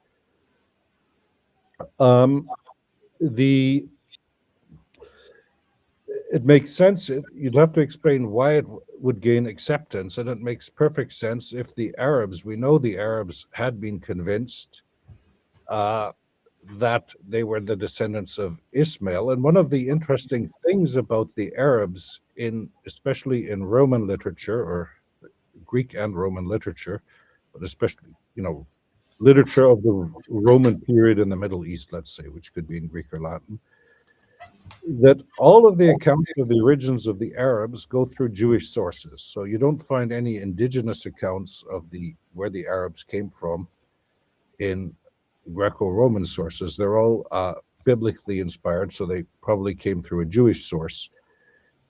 Therefore, it's not an indigenous tradition among the Arabs that they descended from Ishmael, and by the 6th, 7th century, they must have taken it from the Romans in Syria.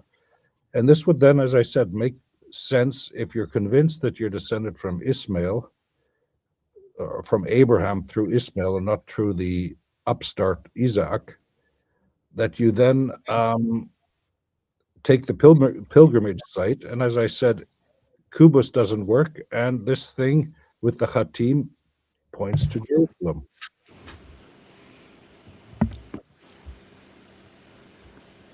I have a slight, I've been thinking along the same lines as Professor Kerr, but I've got a slightly different conclusion, if I could possibly share.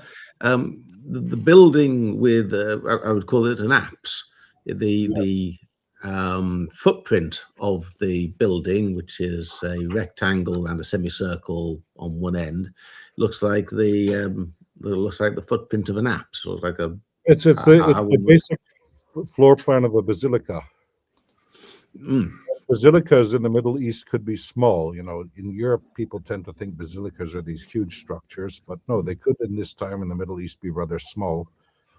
And sorry, just to interrupt, Paul, just before I go on, before you go on, I don't want to hog all the time, but one must also remember that in Christianity, you could be buried in churches, but Islam has this taboo, as in Judaism, with dead bodies, that you bury them quick and you don't bury them in sacred structures. So the only people buried in anything Islamic, really, the only person is Ishmael, and that just happens to be in the most holy site. But go on, sir.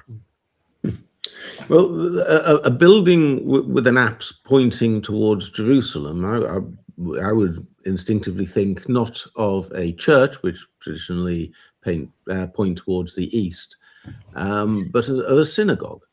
And so I wondered if it was an old synagogue that was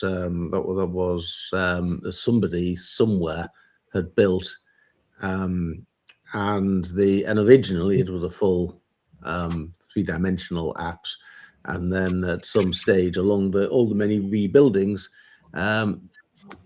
it became cubic, possibly to reflect the name Kaaba, to make the physical structure resemble the name that it had been given, but the outline of the apse remained on the ground.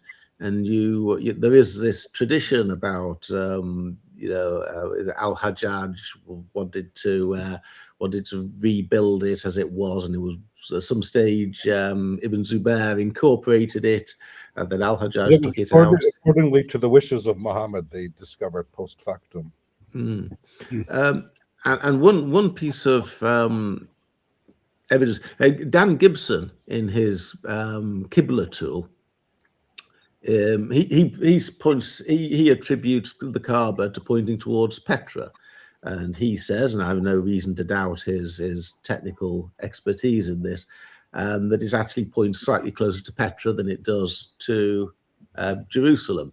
Although if you're 1,500 miles away and it's the 7th century, I'm not sure 1 degree here or there is going to bother me that much.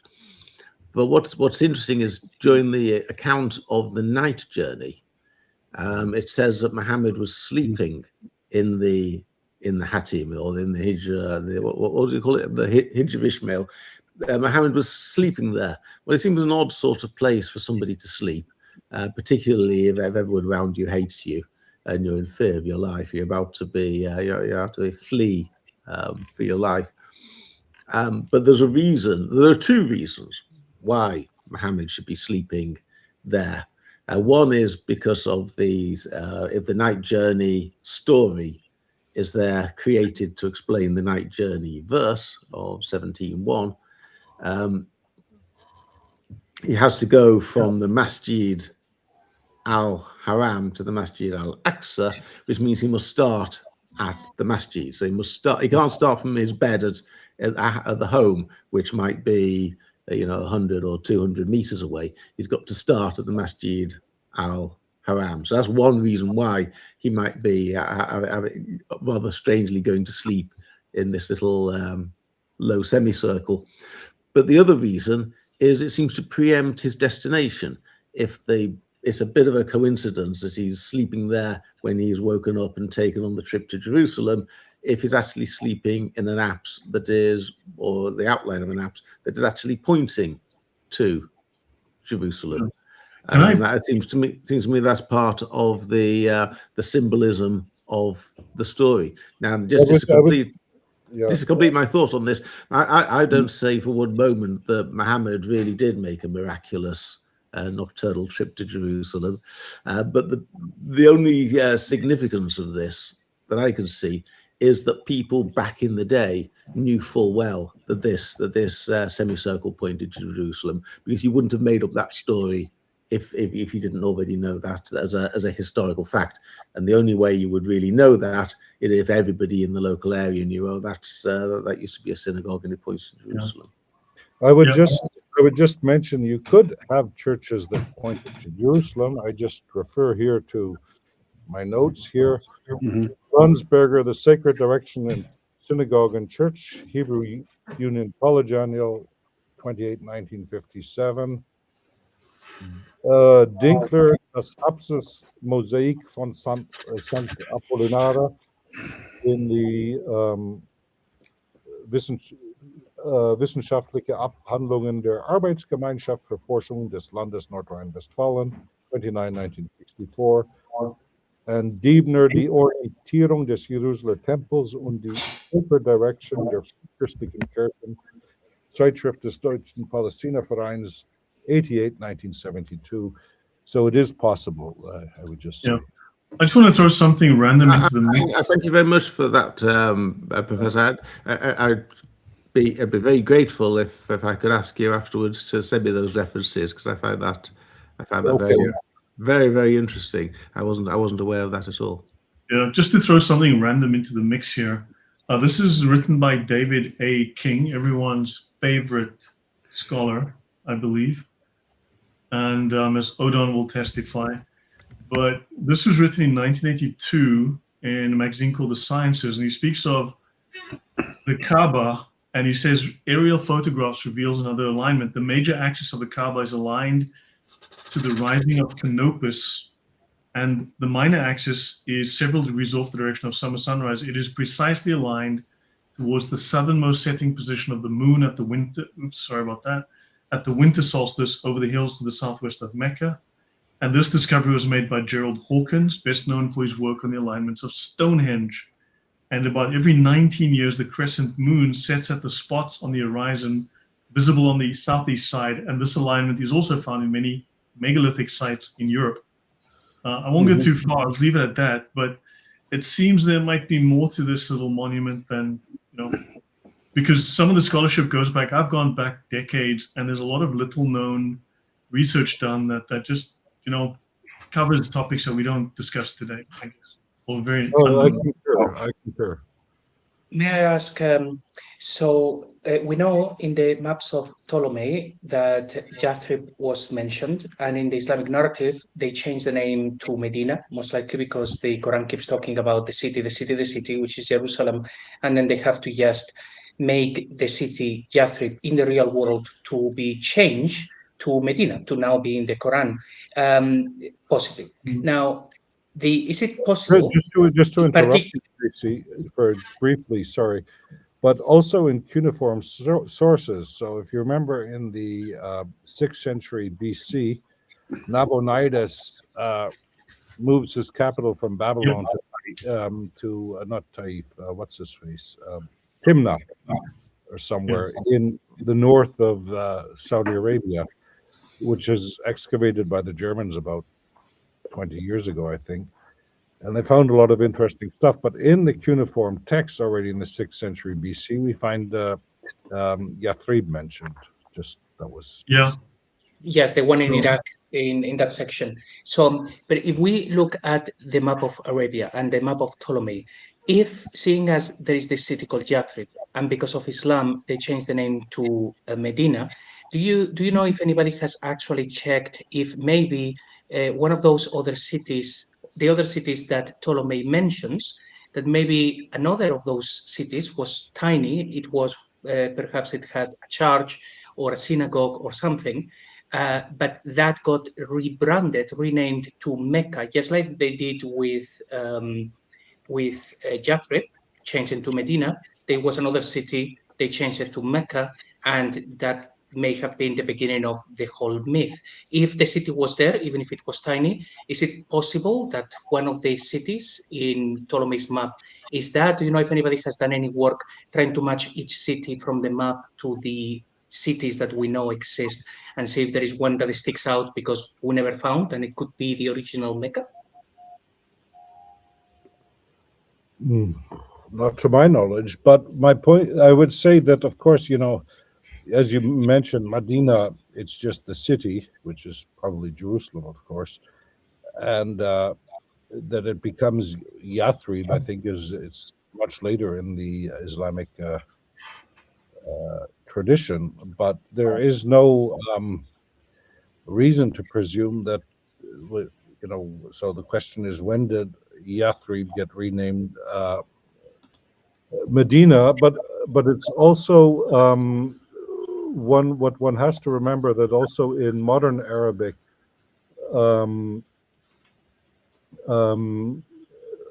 Medina, it always has an adjective usually attached to it. What's it called? Medina Nawara or something. Munawara. Yeah, Munawara. I was about to say it. Yeah. Yeah, Al Madina Al Munawara, or and then later, which is just the city of lights, which might get Odon upset, but if I can, copyright infringement. I am very upset, but not for this. The other point I want to make about what you said, Robert. I'm not upset at all. It's an interesting hypothesis what you put first. But the thing about the Meccan site being an old pilgrimage site, we have nothing positive to establish it, The only thing we have is the Hajj and the tradition of a pilgrimage in the Islamic narrative, but we know that it relates to Jerusalem. No, Just mention that. no. My point was merely that one has to explain where Mecca comes from. You know, Yeah, I agree with Can you. I jump in my here? point is, I'm not saying it's a regular pilgrimage. And Yeah. just Lloyd, just before,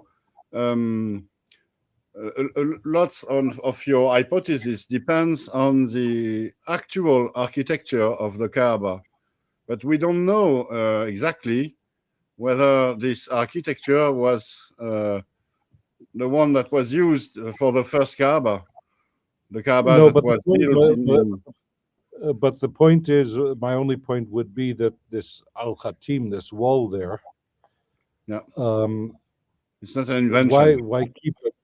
Yeah, why keep it? Why invent it if it has no purpose? The wall has no practical purpose. There's no reason why There's anyone no would build a reason. wall there. Talk about that. We can talk about that later because it doesn't fit this particular paradigm, but it does fit a different one. I just want to mention old map, Saraceni up north here. Okay, Saracen, this is up north. You've got Sabei down here where Mecca should be, which is interesting, right? But then moving on, you've got. I would point out, just to interrupt, I wrote about this in my Die Blaue Blumen von Mecca. So I just read a review of Odon's book where, which is still to be published, but where Remy Brague said in French. Unfortunately, my article was written in German, but I had to laugh. But anyway, I discussed, so this idea that Mecca could be Makoroba comes from Gibbon, his Rise and Fall. This comes from this idea first comes from, let me just get into that. So Bochart is the first person to make this connection, and he did so, I think, in 1647. So that assertion that Ptolemy was referring to Mecca was not made by Ptolemy. It's made by Bochart in his book in the 1600s. Right now, so this is Sacred Geography, 1646.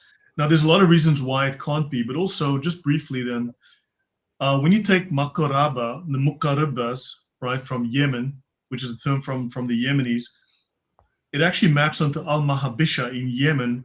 So when Ptolemy's coordinate system was remapped onto modern coordinate systems, when you use the old ones, you can see that these cities are all in the ocean. Everything is completely messed up. It doesn't map one. Just to interrupt for the listener, the problem with Ptolemy's map, he's pretty accurate in the Mediterranean region where people know where things are, but they didn't have.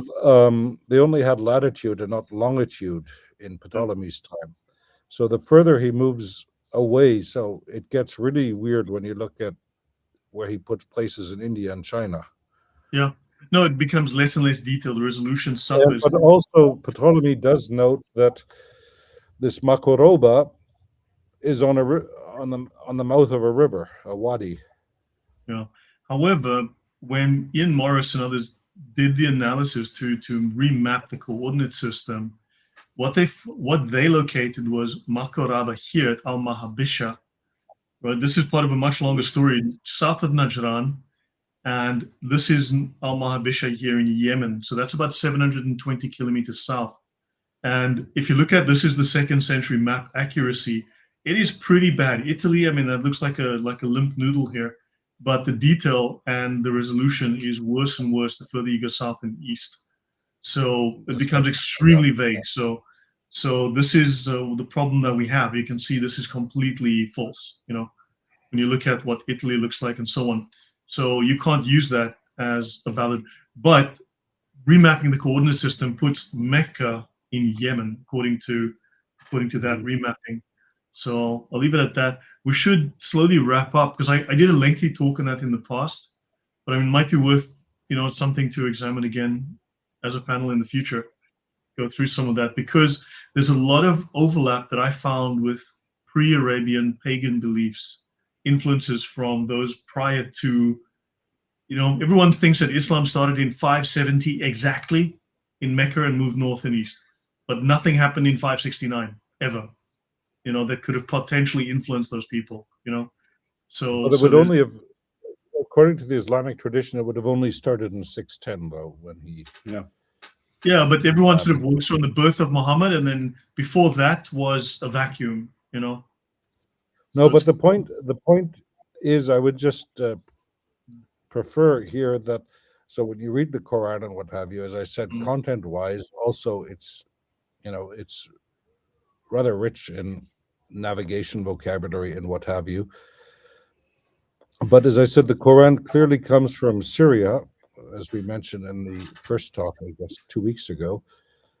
But so with the pilgrimage in Mecca, there are, of course, the problem that was pointed out by Wellhausen in Resten des Arabischen Heidentums, and you find this also in Arabic sources. Our good friend from the Akbar Makkah points out that the tribe in Mecca refused to take part in the pilgrimage rites outside of Mecca. So there is this discrepancy, and Wellhausen in his Resten des Arabischen Heidentums has really worked on this. A big discrepancy in Safa and Marwa and Zamzam, as I said, from the book of Maccabees.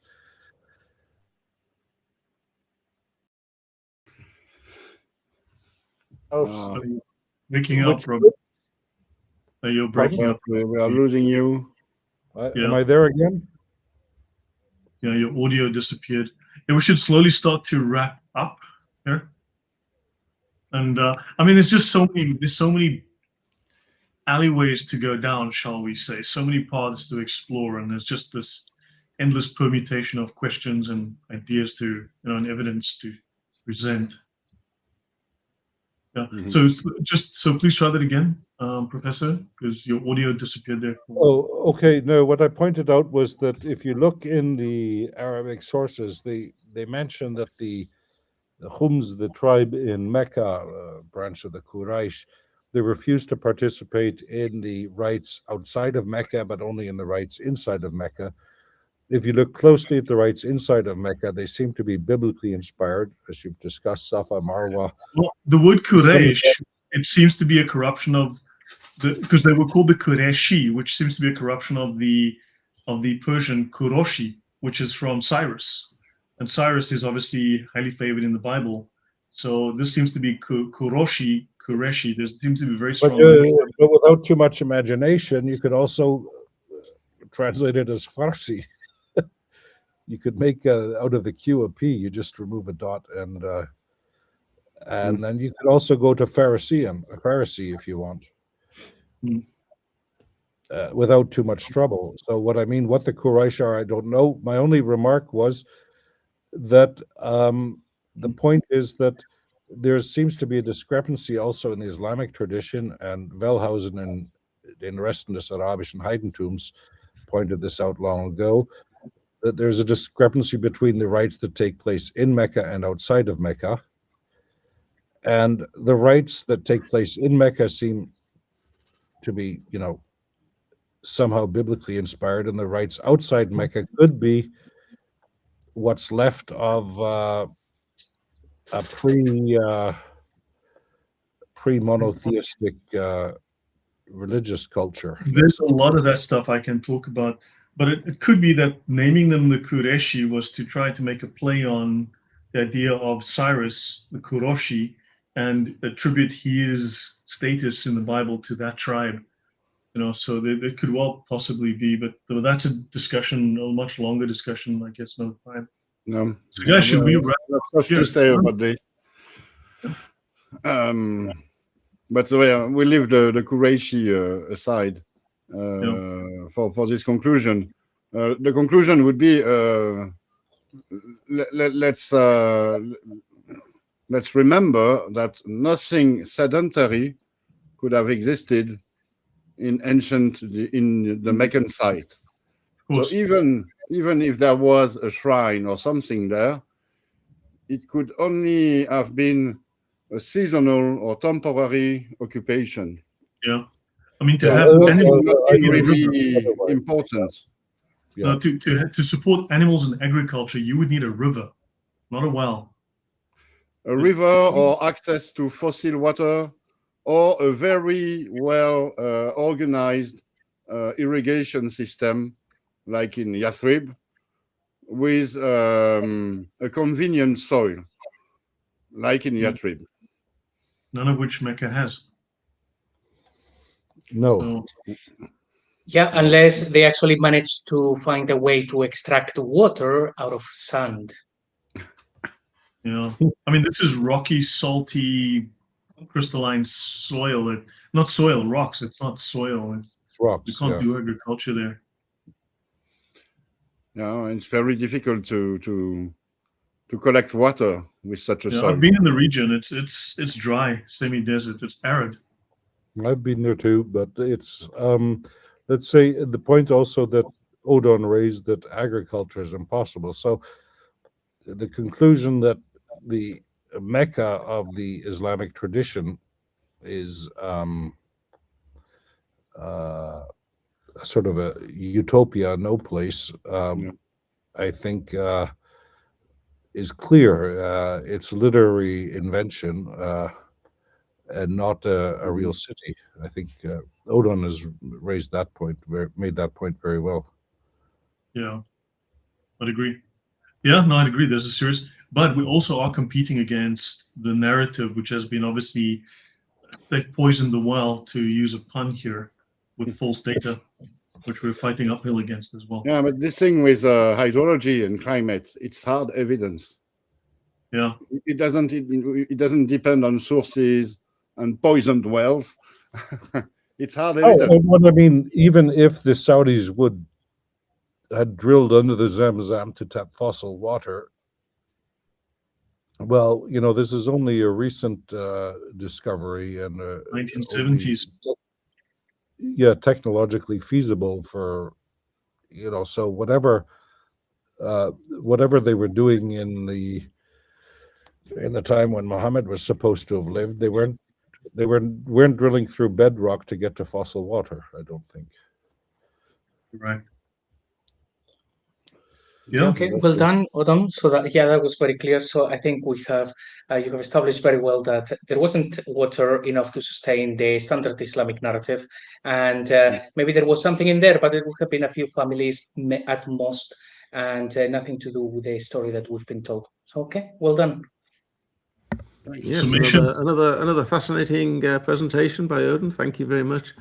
And with additional comments by others, all very good. Yes, so the poor old Islamic narrative looking very, very sorry for itself. It does.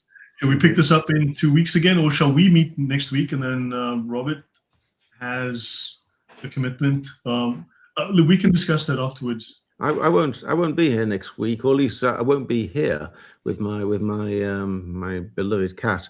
I'll be this will be the ICSA conference, the International Quran Studies Association. So I shall be in Vienna this time next week. I don't know if it's possible to join you by my mobile phone. I'll have a look at that. Right. Well, we can discuss. We can discuss. So yeah, guys, shall we call it a night here? And thank you, Odon. I mean, really fascinating. And Professor Kerr, always interesting perspectives. And there are just too many things we all want to discuss and too many questions we all want to ask. And we're going to need a little time to work through all of this. All right. JC, any final words? No, thank you. This has been fascinating. And Odon had another a live show on a French channel the other day, so I look forward when he has the time to do that as well here, because that was very, very cool. So looking forward to the next ones. But yeah, thank you. And for people watching, make sure that you like, share, subscribe to all of those wonderful things, because the algorithm doesn't like this topic for some reason. So thank you all. Okay, goodbye. Yeah, thank you, everyone. So everyone, God bless, and we will see you all very soon. Take care.